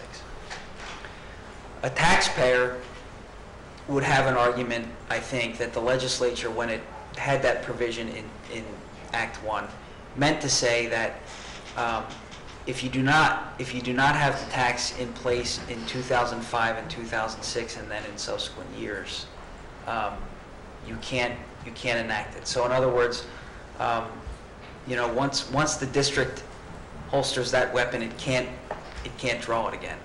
What I would say is that if you are concerned that there is some risk that once you eliminate this tax on either side, you can't bring it back. And so if your concern in that regard is a significant one, then you might vote no, because that would be the surest way to keep the tax on the books. I think that if you vote to eliminate this tax, you should assume that there is some reasonable chance that you can't bring it back.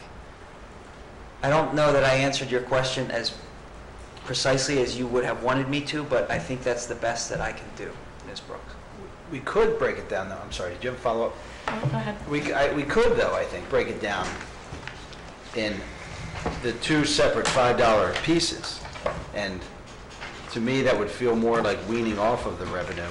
I'm not saying I'm for that even at this point. I just have for discussion. I don't think it has to be keeping the tax or eliminating the $10.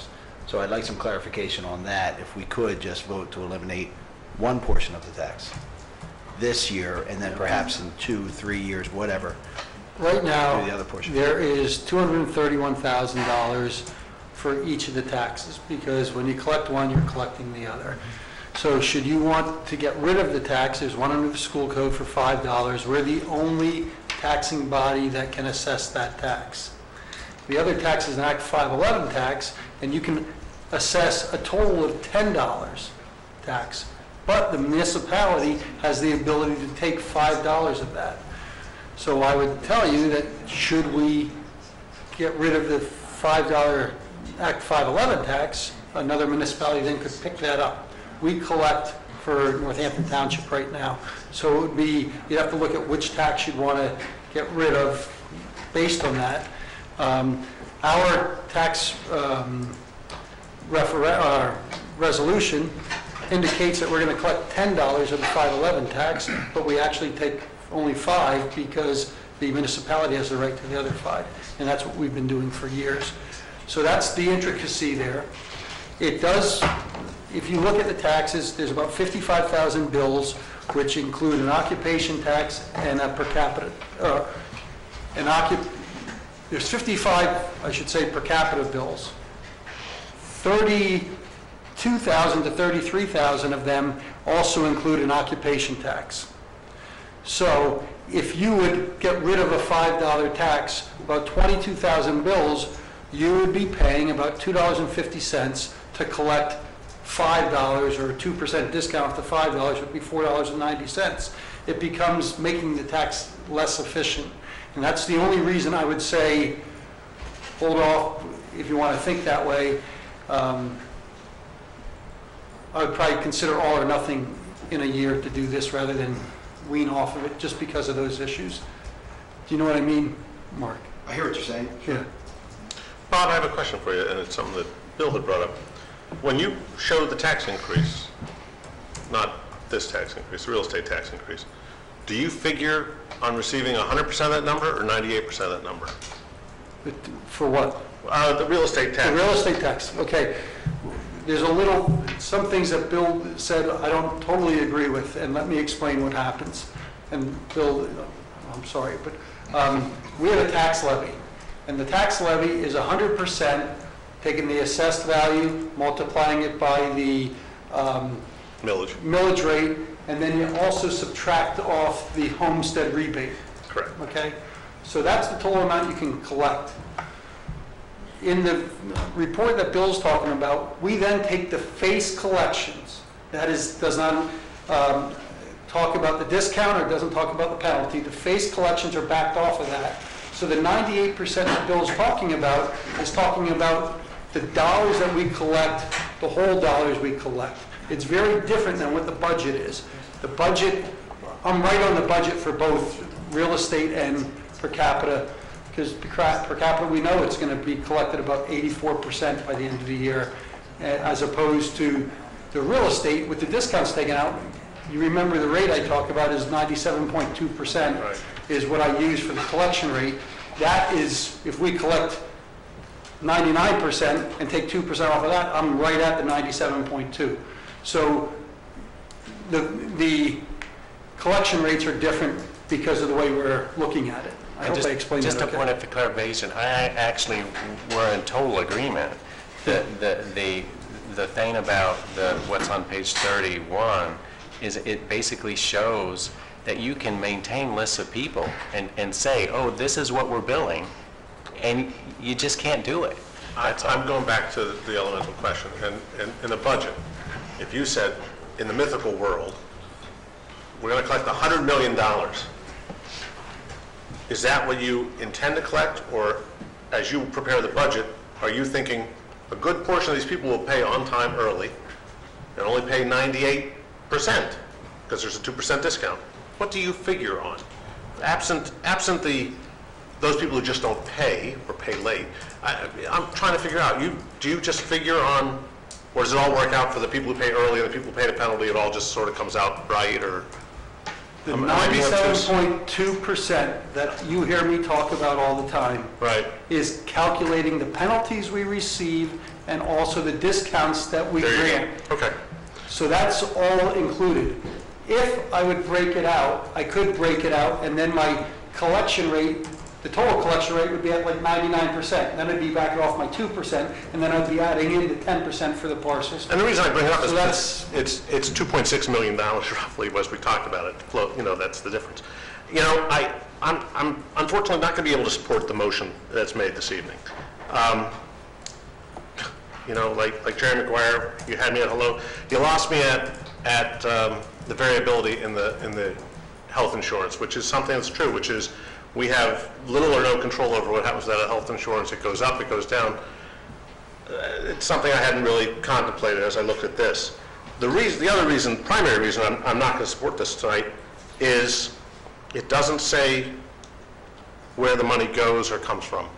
If I was of the opinion that we could trim $462,000 off of the budget previously, with 1 mil being 1.2, that's a third of a mil, then I would have expected the administration to come to us with that previously, and we'd be there. But they came to us with 0.94, I'm working from memory, which I believe is a tight budget. And so I'm certainly absolutely opposed to using fund balance to make this up. I don't know that I'm in favor of raising taxes on the millage to the 1.26 it would require from the 0.94 to make up the 462,000, which then leaves me with just cutting $462,000 out of the budget, which, as I sat here and I sat through the finance meetings, I thought this is probably the best prepared budget that I've seen the school district do, and the closest, and most thoughtful, and brought in a large portion of the fund balance to accommodate a portion of the board who wanted to do that, to bring the numbers down. So having said that, I like the notion of it. I can't support it because of those reasons. And the other thing is, I have yet to get a sign-off, I don't know that anybody's asked for it, from the local tax collectors, that they would we have an obligation around tax compensation. And it is unclear yet in our discussions with council exactly how compensation is defined for the tax collector, whether it is considered some aggregate number which in essence becomes a salary, or really whether it is a per unit collection fee. So eliminating the tax, as it's written here tonight, wouldn't necessarily eliminate our obligation. I haven't received a concrete answer from that, to my satisfaction, from council, that we wouldn't be obligated to make that portion of payment to the tax collectors. And the way around that would be to have the tax collectors, of their own volition, sign and say, we won't expect that compensation, we'll accept it, which makes it moot. But we haven't done that. And so given those conditions, for me, there's just too many things going. You talked about moving pieces, or someone talked about moving pieces before. Those are the pieces that are moving that I'm just so unclear about. Well, can I take a crack at some of your criticisms, since we are having a conversation? Our budget is not in balance. We're taking out like $3.7 million of fund balance. Mm-hmm. That is 8 times larger than the $460,000 of per capita. In our budget, we have $700,000 of what if Reserves. budgetary reserves. Now, we've sat through many meetings where Mrs. Thomas has pointed out year after year, we put in that we're going to target $1 million and we end up with $2 million. It happens over and over again. It's, again, to the 0.2%, it's just impossible for us to hit that number. Now, you can disagree or whatever, but the amount of fund balance we're using, if you added 12% to that, that would account for it. But the reality is, we have no idea. We could easily, in the blink of an eye, tonight we did $680,000 in a roof. As I said, with the bond refinancing, it was over $4 million. Totally didn't expect that to happen this year. Regarding the tax collectors, these are taxes that we're not legally obligated to collect through them. So why they would get upset with us about a tax that we don't even have to collect through them is odd. Furthermore, the tax collector manual that they all had in front of them before they ran specifically says what happens if we eliminate a tax. And it says how much we pay in that event. So it's all written out in advance. It's all pre-agreed to. And then the third point, and we've said it before, our tax collectors are reasonable people, and the amount of money at stake is pretty small. I can't imagine that they're going to be particularly upset, especially if you read the manual and what's there. And yeah, they'll continue to get paid a fair amount. I can't imagine they would be upset, but for me, it's about the folks at home getting these silly little bills, and that it really doesn't help the district very much. And it's sad to think, everyone always says, if a taxing authority gets a tax, they never get rid of it. It's only one way, up.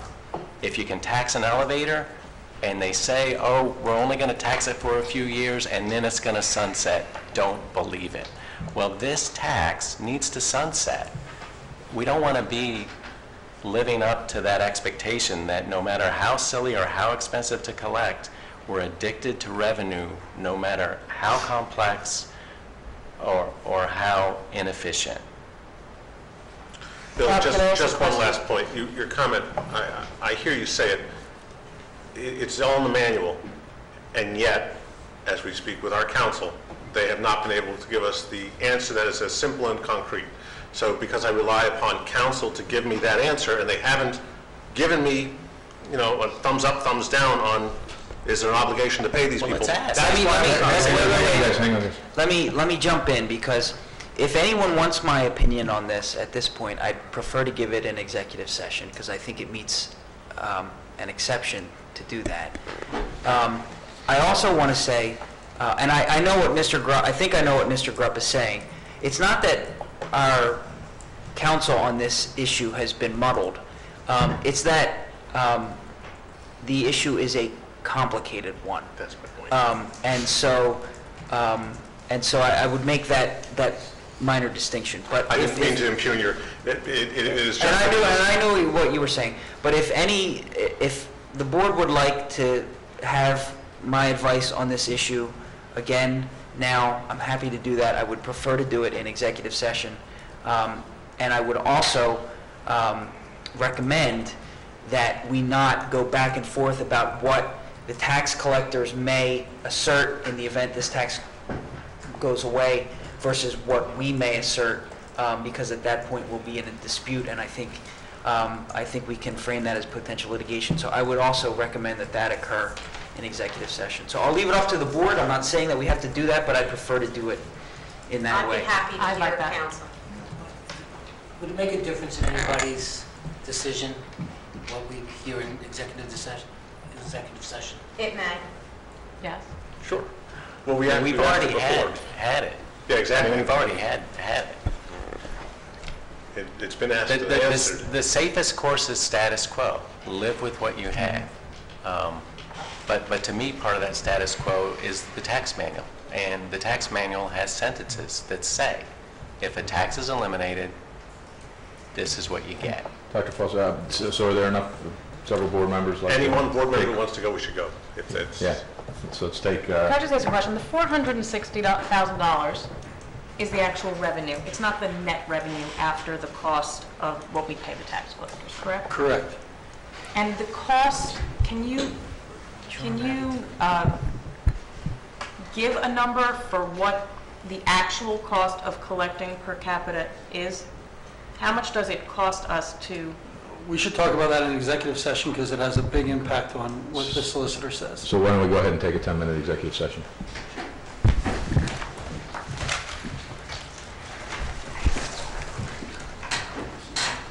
Oh, I don't know. What? Are you never saw it? I don't know. I got it. I'll show it to you later.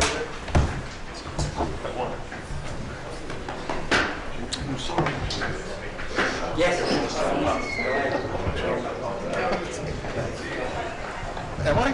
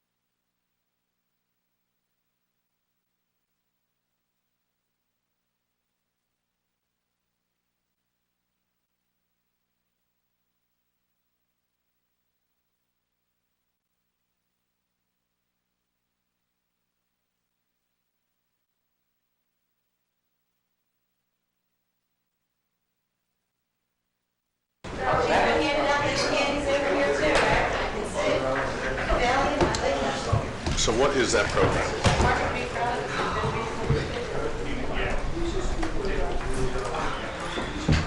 My script calculator.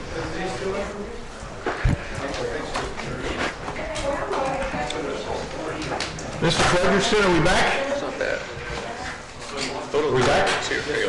Good to go? All right. Mr. McKesson, did you have a comment? Actually, I asked the question in executive session regarding Northampton Township and what that would look like. That was my question. Do we have any more? Mr. Bialik, do you have a comment?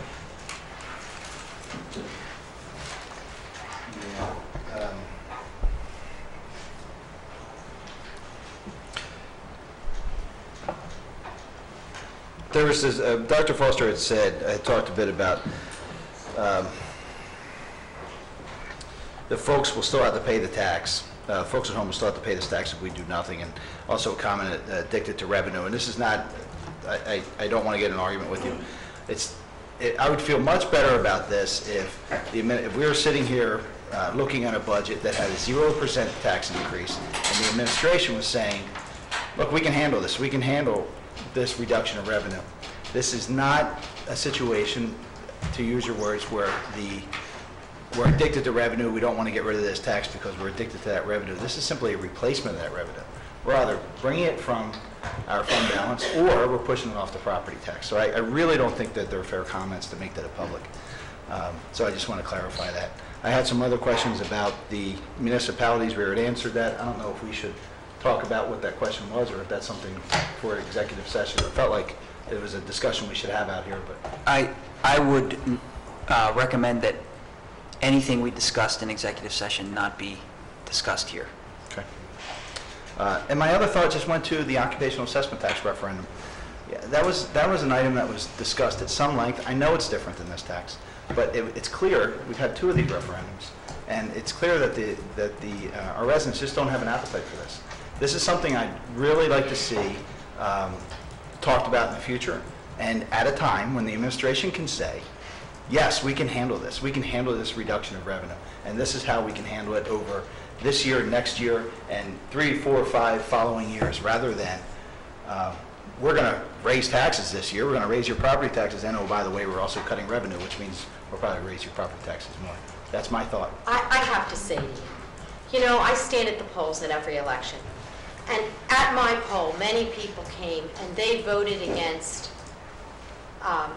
getting rid of the per capita tax. Occupation tax. The occupation tax. No. The referendum was about occupation. Occupation. They voted against it based on misinformation. So I'm not sure. I had a lot of people come and say to me, and a man said it to me here last week, you were going to raise my taxes 37% because that's what the signs said. And yes, you can make that work mathematically, just like anybody can make the numbers say whatever they want. But in that case, they were disinformation.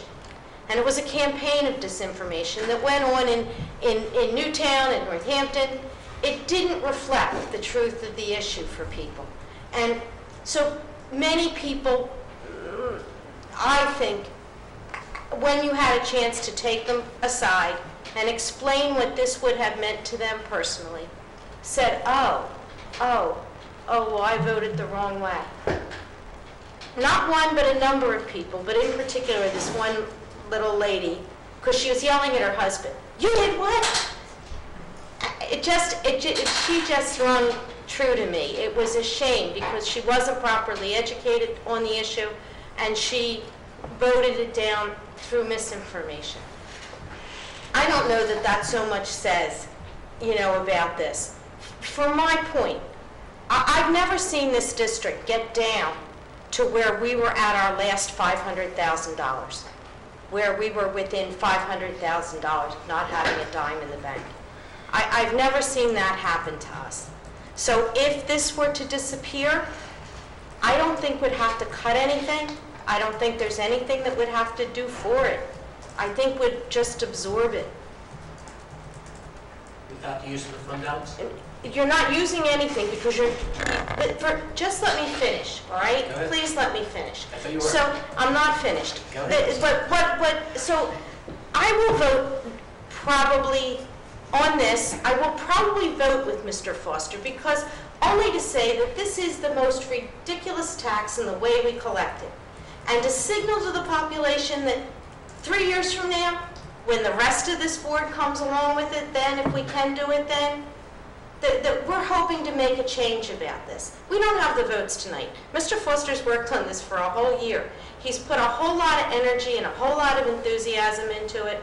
He has tried to enlighten us about a subject where the tax is not the best way to get money. Now, when I first came on this board, what people said, and I do hold some of it to be true, that the broader your taxation, the fairer the taxation. So you got a little tax on this and a little tax on that, and some taxes here and some taxes there.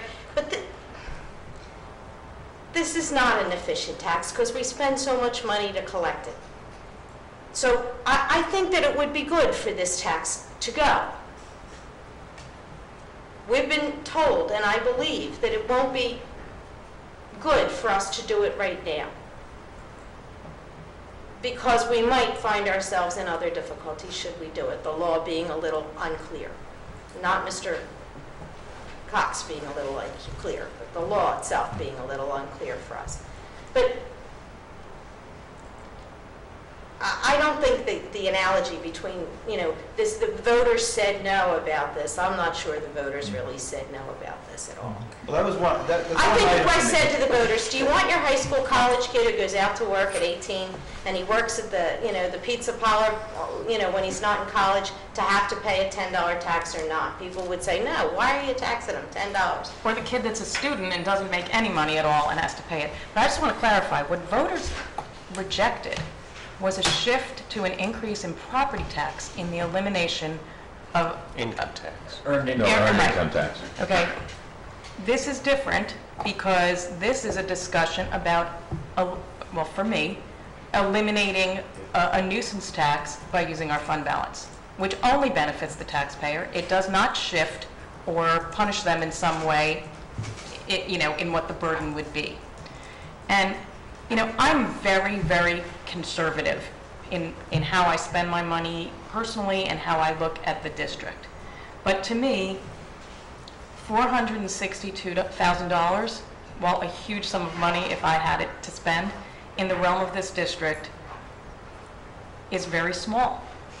And I don't think it's a particularly risky move at this point to take that out of the fund balance, eliminate the tax, and let's see where this goes. There's some conversation that happens at finance meetings that, we shouldn't be using our fund balance on recurring costs, but we are. We're using money to pay PSERS. We already are. So I am comfortable bumping up that $3.7 million that we're using in fund balance, adding $462,000 to it this year, eliminating that tax, dealing with the consequences of what that may hold in the other issues that we've talked about, because maybe there won't be any issues. Maybe there are issues that are easily surmountable. And in the end, we're passing along what could amount, for some families, in combination with a proposed tax increase, the gambling funds, and this decrease could ostensibly make it a flat tax this year for those families. And so I would support the elimination of the per capita tax as long as it is through fund balance. Well, that's, Bob, if this tax goes away tonight, where are you taking it from? What is your recommendation? I'll be taking it from fund balance. And what we do next year, where will the funds come from? Will we increase taxes next year or take again from fund balance? And when do we stop taking from fund balance? So I hear your point. understand what you're saying, I but hear you your know- point that this year you But say you know it what? comes from You know fund what? balance. The earned income tax revenue I'm is, sorry? the earned income tax revenue is increasing. Maybe we'll see increases in other revenue streams that will make up for it, and ostensibly it's a one-time use of that fund balance in terms of balancing the ledger. But it would take 60 years of using the fund balance to pay this off each year, and I don't think that we would have a year where we're not supplementing to that account anyway. So to me, I recognize the concerns, but to me, if there's any year that we could try to do it, this would be the one where, you know, the financials are relatively stable, things are tight, the certain revenue streams look optimistic for the future. To me, this is the time to try it. There's an old story told in business about a man who was at an event, and he had to buy a Panama hat because the sun was so sharp and bright. And he submitted on his expense report, and they disavowed it. And they said no. And so what happened was, the next time he submitted an expense report, all those little items, those incidental items, he added enough to cover the cost of the Panama hat, submitted his expense report, and said, find the Panama hat. So in many ways, I look at it and think that the $462,000 is the Panama hat. This year, we look at it, and we talk about it, and we discuss it, and we argue, and we bicker, and we debate. That's the Panama hat. And we either accept the bill for it this year and say, we'll buy the Panama hat for $462, or we'll just, you know, we'll absorb that money, we'll bring that money from the fund balance to pay for it, and that's where we are. Next year, the attachment to the budget will say, find the occupation tax, find the per capita tax, because it will become, like the man's per capita Panama hat on his expense report, it will be baked into all of the costs and just assumed. So that's... I can totally understand what you're saying. It's just a different I understand, right, and I mean, but from my perspective, this is a nuisance tax. People don't like the nuisance tax. If we could eliminate a nuisance without a corresponding tax increase, let's be bold and do it. Let's do it. Because this, for me, this is the moment where you can maybe try it, where other things are aligning to make it less risky. That's for me. So are there any other comments, Mr. Abramson? Did you have a comment?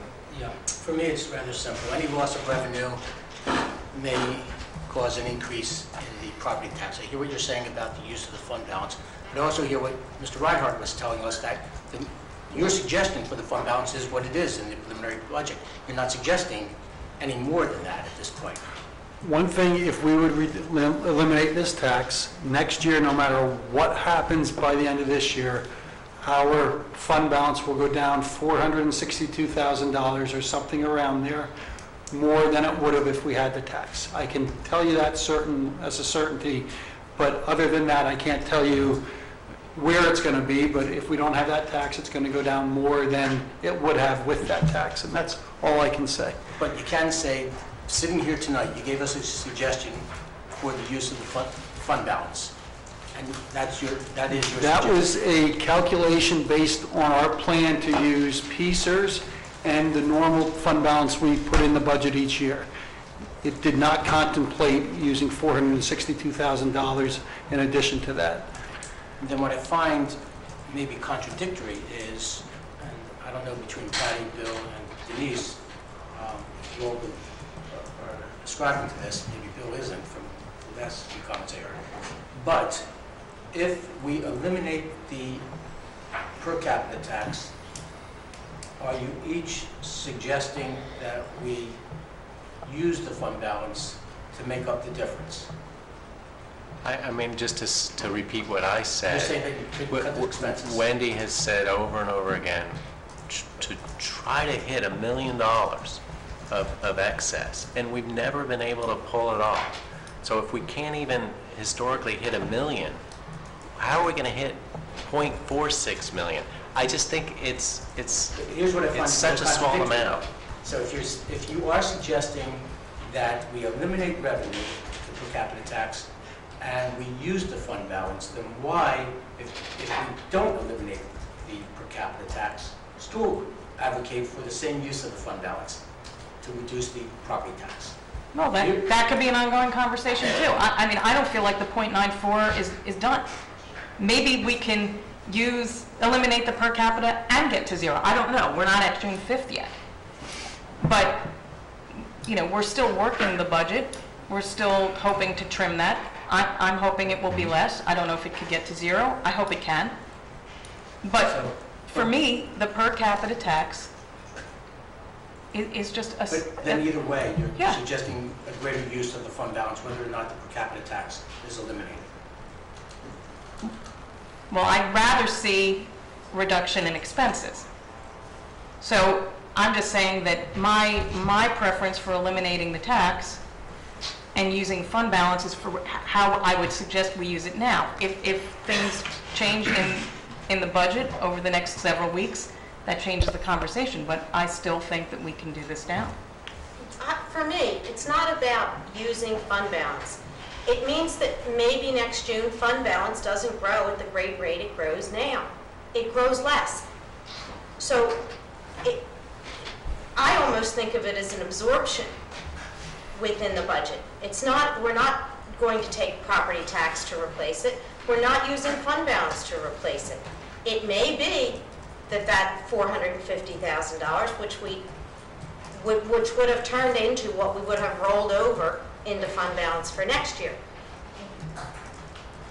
lowers the growth in the fund balance. So for me, I agree with Dr. Foster in the sense that this is an inefficient tax. I'd love to see it go away. I think given the ambiguity about how we fund it, for me, without clear line of sight to expense reductions to fund it, it doesn't make sense now. I'd like for us to focus on the budget and the property tax piece, because like Mr. Greck, Mr. Bialik, I don't think that we can put that shift towards the property tax, nor necessarily to the fund balance. I'd rather have the focus on tax reduction of the burden on the proposed tax increase, is where I'd like to see that conversation go. So I think we should have a greater period of time for public input before we vote on something like this anyway. Have it out for discussion item, and then at least weeks or if not a few months later, put it up for a vote. And also, I would still like more concrete figures about what this would actually do to the homeowners, the property tax, or the average property tax, with the elimination of the per capita tax. How would that affect the median homeowner? Well, looking at the median, we looked at that as, it would increase taxes if we were looking at increasing the real estate tax to offset the revenue that would be lost. It was about $14.62 a parcel. But that isn't what we're proposing now. Right now, we're saying that there's no cost, no property tax increasing because of this. So there is no offset. This is just reducing taxes for adults of $10 a year. So Mr. Abrams, I've been advised by the solicitor, we can put this to vote tonight. If it passes, it passes. If it doesn't pass, we can always come back to it. Well, Except that there is an exception here, and that's the point I wanted to make, which is There's an advertising. There's an advertising requirement to do this, and But so all right, so the elimination of the tax has to be advertised for 3 consecutive weeks. So there's that issue. If the board votes this down, there may not be enough time for it to reconsider it for the 14-15 budget cycle, but it obviously could revisit the decision in subsequent years. So there is that 3-week advertisement period. Now, let me ask a question. I mean, I want to be careful and cognizant of, at this point, I'm not going to call the question, although it is recognized. I could call the question. It really comes down to, at this point, that it looks like there are 2 sets, and I was told early on in my career on the board, learn to count to 5, but tonight you can't get to 5 the way I'm counting it. It looks like it's either 4-4 or 5-3. But I wanted to ask a question, recognizing and respecting the board member who isn't here. Is there a way, if this were to fail, to do the advertising that would preserve our right to make the decision later? Just to advertise that the school board is considering rescinding the occupation, whatever the heck this tax is tonight, the per capita tax? Yes. Advertise that for 3 weeks, and would that suffice in the notification, preserving us the right to make the reasoned vote later? You would make a motion that says, I move to direct the superintendent of schools to advertise to the extent required the elimination of this tax for final consideration by the board at the time it votes on the final budget. Now, so I am not... So the advertisement goes out next week. The advertisement happens for the 3. So I'm trying to be respectful. I think Wendy has an opinion. I don't know who she agrees with. I honestly, as I sit here tonight, I don't know that the proposal that, as you've made it, or as Mr. Foster, I guess, you were asked to provide the language, so maybe I'll say this is yours, whether you just moved it or not. The notion, I don't know that it will pass. We can certainly vote it. I would be glad to entertain the follow-on motion in constructed by Mr. Cox, which would allow the conversation to continue, including Wendy, who's not here tonight. So I'll put that forward. I won't be so rude as to call the question. I think the last person who hasn't spoken to it is, I don't remember if Kyle's spoken to this or whether she chooses to. But barring that, I think you'd have a tie tonight. okay. So I'm glad to put it to the vote, and then to have Rob announce his motion and to make that as my motion to allow the advertisements to happen. That's my cutoff. I mean, I want to vote it. I'd like just another comment for clarity. So, in my opinion, of course, I think if you ask for a raise of hand, everyone would like to eliminate this nuisance tax, right? I don't think there's any doubt about that. Just in response to Ms. Sexton, the voters I spoke to about the referendum seemed very well informed. I knocked on a lot of doors in my district in Northampton Township, and again, don't want to argue with you. In my opinion, they seem very well informed. The big point of confusion seemed to be that they thought that the per capita tax was part of the referendum, so there was a lot of discussion about that.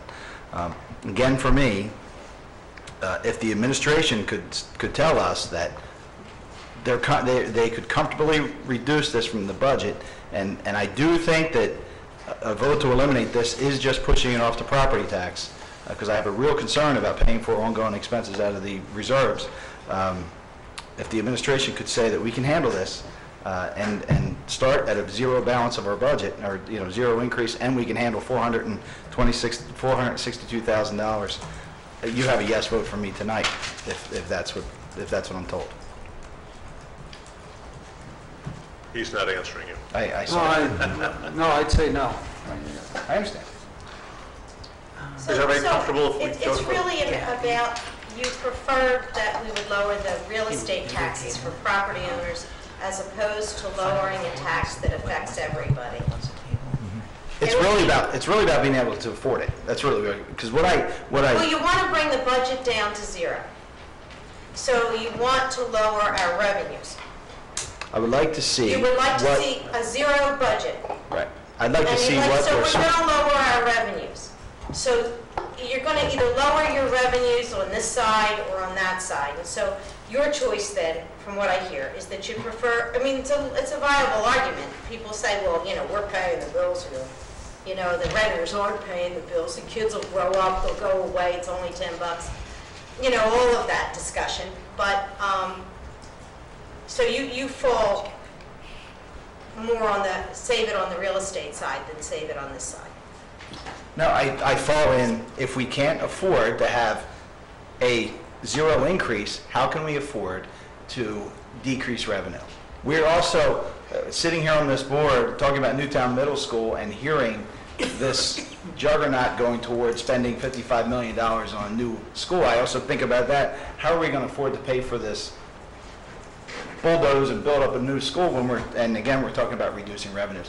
So this is what concerns me, and this is why, without that conversation coming from the administration saying that, yes, we can comfortably handle this, I can't vote for this. I'd be happy to eliminate this tax, happy to. I think it's a nuisance. Everyone out there would want to eliminate this tax. I'm just not sure if we can afford it, Patty. That's my point.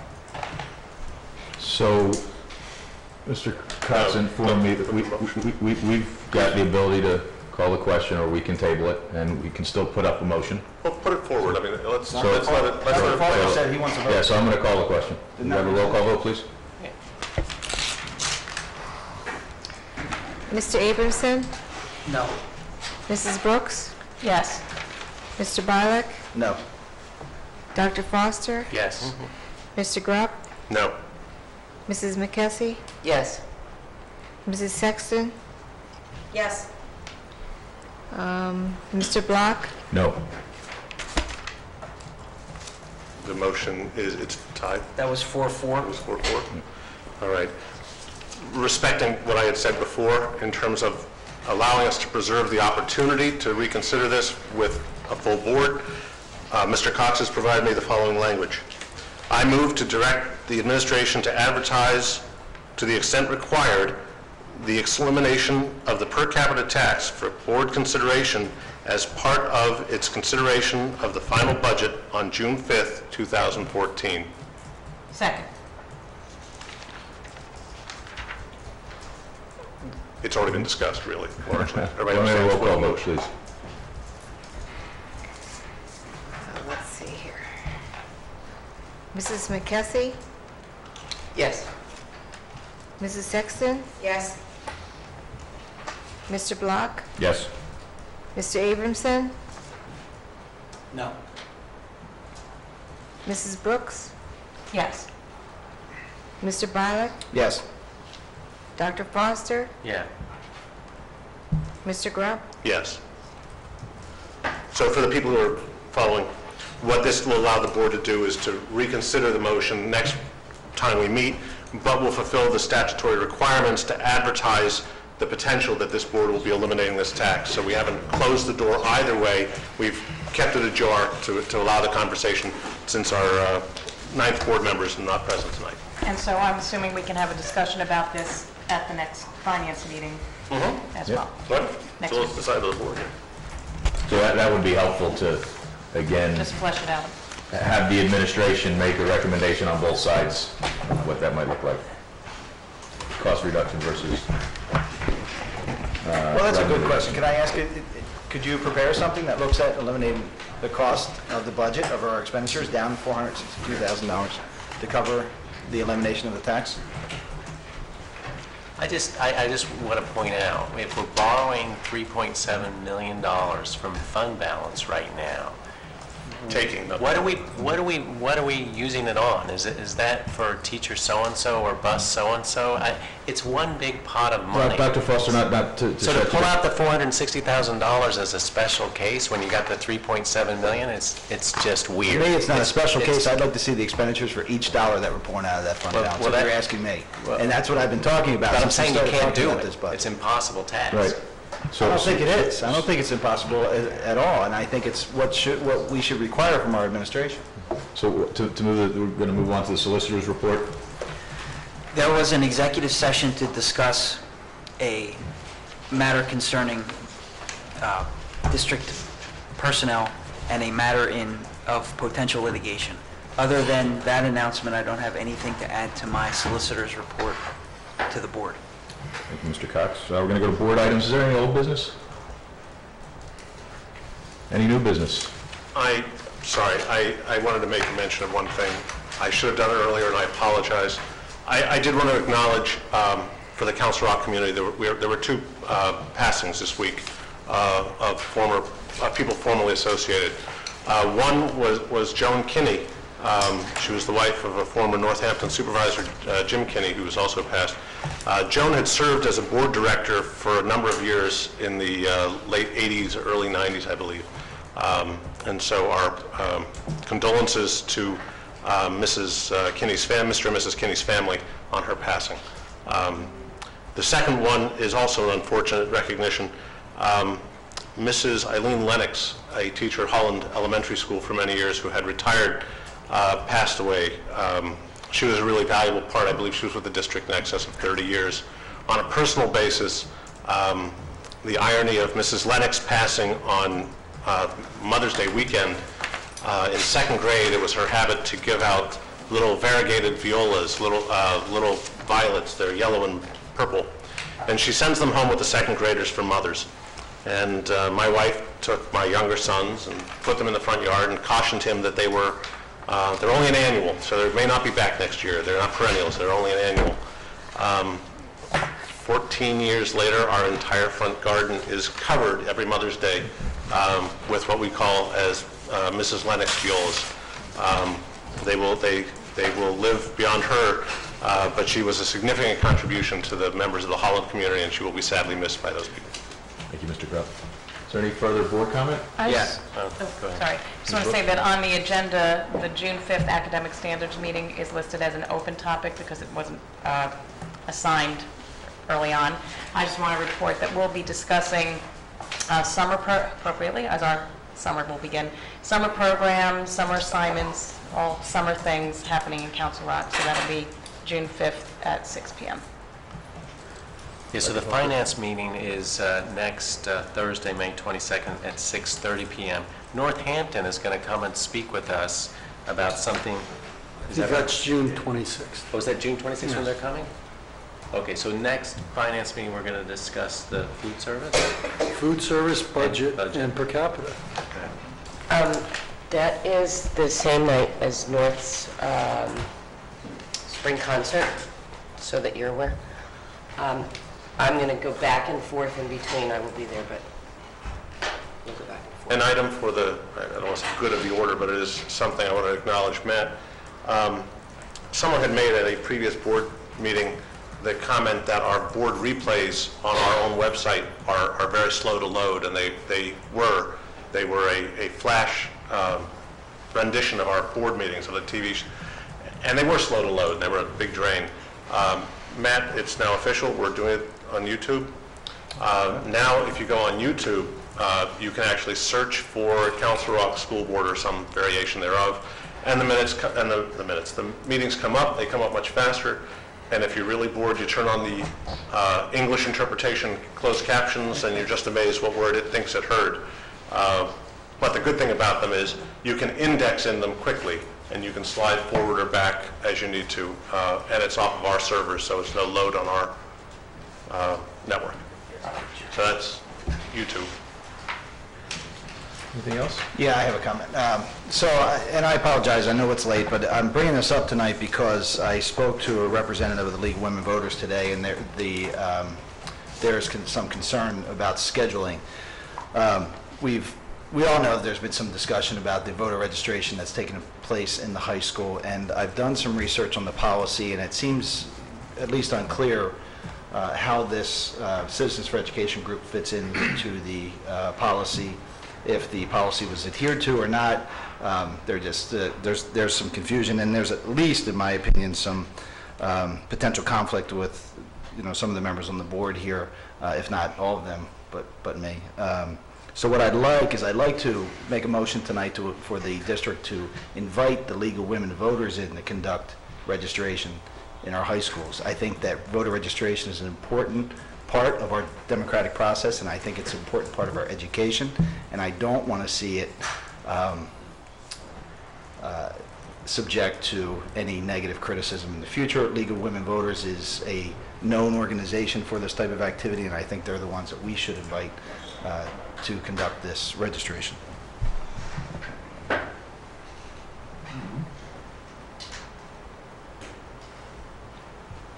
Okay. I'm going to just take it as a point of privilege. I take a little bit of exception to the notion that this board, other than you, is jaundiced by any association. As a person who has sat on this board, who had a person who was my campaign manager come before this board one time to advocate for something, and because I didn't vote for it, their complaint was, my family member was your campaign manager. I find that a little distasteful to be characterized that my decisions on this board are shaped by my affiliations with people who may have supported me politically. I find that distasteful to be given voice. I don't believe it's true, and you're entitled to your opinion. At the same time, I have read the response to your query from Mr. Klein, and in his response to the question, he also raised, interestingly, this week, or last week, a week before a campaign, we had a sitting congressman come to a school. Now, he was invited by the school, by the children, by the class, in the same way that the Political Science Club invited a group to come and do the voter registration. At the same time, I sit and I look at the American Legion makes an annual presentation at North on their Wall of Honor, honoring the veterans, honoring soldiers and sailors and members of the armed forces who passed away in service to their country. That group comes, it has been at times a compulsory attendance, and I think it's the right thing to do. And they are invited by the administration. I don't I have heard hyperbole on the discussion about what groups come to perform voter registration, and the hyperbole has always gone to, well, what if the American Nazi Party came? I think that the other one is to look at the reality, which is we've had other groups come, such as the American Legion, such as Representative Fitzpatrick. We have many, such as the other week we had a person from, who was a representative, a survivor of the Holocaust. I believe the administration needs some latitude of inviting representatives of the community to participate in the schools. So we will disagree, and we are entitled to do that, and I think that's probably healthy for the board, but I just will take exception to the characterization that this board is, or that I, as a member of this board, am unprepared to act based on a political affiliation. I didn't say that, and I'm sorry if I offended you. What I said was there is at least an appearance of the relationship. We have I believe two members who were prior officers of that organization, one who was a founding member, as she had said. I don't think that this is an evil organization. I think it's a politically active organization. The American Legion did not help elect school board directors. Mike Fitzpatrick is our congressman. It's a different situation. And it wasn't, and from the documents that I read, the school, in my opinion, did not invite the group in. It was a group's activity. So my concern was the appearance of this conflict. So why not have the League of Women Voters come in to do the registration drive? I don't see what the concern is with that. Again, that there are, I am a member of a political party, I'm a member of different associations, and I may do something at any one event or one occasion which the political party I am a member of, the congregation I have belonged to, any number of organizations I belong to may not have the same feeling that I do for the thing that I participate in. And I think what has happened is that when you speak about a politically active group, some of the people may be politically active, but the group is not. I think that's I think it might be more productive if we talked about our policy rather than specific groups, because for me, voter registration is a good thing. Getting people involved is a great thing, and I think we owe it to our community to do that. Now how we manage that, how the administration manage that, would be a matter of policy and their administrative regulations. If there's a concern about those, I think that's a discussion that we can have. But to talk about specific groups, I think that's probably unproductive. Well, I'll just say that, again, the reason I brought it up tonight was because I spoke to a representative of the League of Women Voters who actually told me that they contacted the district and were told that they could not do voter registration because we already had that covered.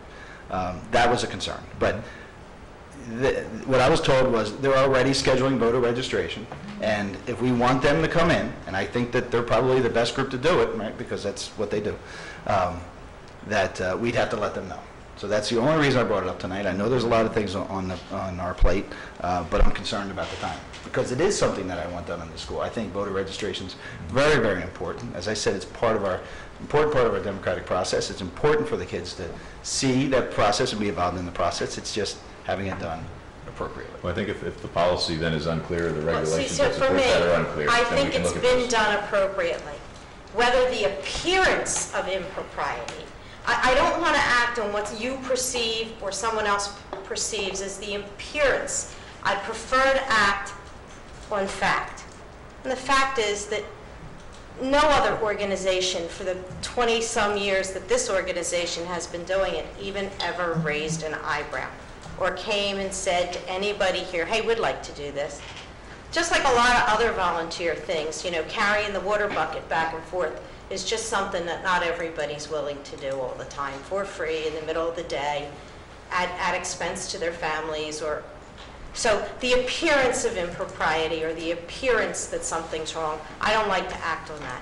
I don't disagree with you that it would make it easier. There would be people in our committee in Northampton who, if the League of Women Voters did it, would calm down a little. They'd feel a little better about it. But really, the reality is that there would have been no change in what was going on. But just a different group of ladies taking their lunch, taking their time to help the kids do what's right. So I'm not voting on putting anybody out. I think you just ought to let it go for right now. Let Mr. Klein work on it. Let us have a policy around it. And let's talk about it in the community a little more. And maybe it will resolve itself. Maybe it will resolve itself. I think that the people that have been doing it deserve credit for the time and energy and effort that they've put into it. They've done nothing wrong. They've done nothing wrong. And I hate to have it look as though they did, because I'm going to sit here and say, oh, put them out, put them out. There must be something going on. Nothing's going on. So let's just let nature take its course for a little bit and see what happens. That's how I feel about it. Could fix itself, you never know. Okay. Any other board comments? Well, with that, we'll move to public comment.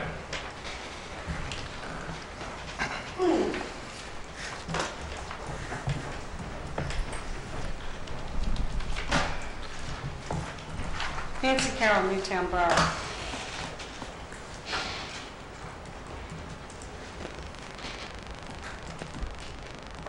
You're slamming an organization that has nonpartisan in their bylaws for no reason. And I take offense to that. My public comment is about the per capita tax. This district did a lot of very wise financial things. And some of them was to put money away to pay for PSERS. Put money away for rate stabilization. Take the sale of the Melski, put some of it into capital, and some of it into the hard times when they came. We still have a lot of that money. We have $28 million. You have taken it, either got some of it from Melski, taken some of it from the taxpayers already. Give it back. Give it back to the 20,000 people who that is all they pay, is those taxes. Because they don't have a job. They don't work. They just happen to live here. It's a good use of the money that you've saved, is to give that back. And I'd like to see at the Finance Committee, in that discussion, how much money over the 4 or the 5% or whatever it is that we put back every year, because you can't, that is more. And I bet you that it'd be really close to that amount of money, and it's going to be even more in the years to come. We did really good during the times that were lean.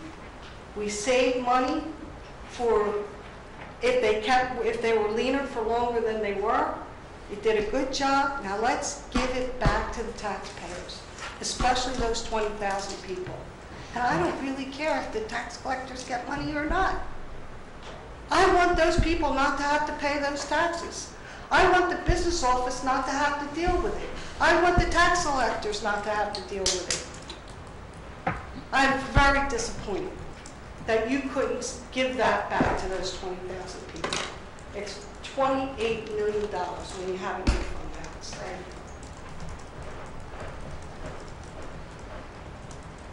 Any further public comment? Meeting adjourned. Thank you so much. It's a wonderful.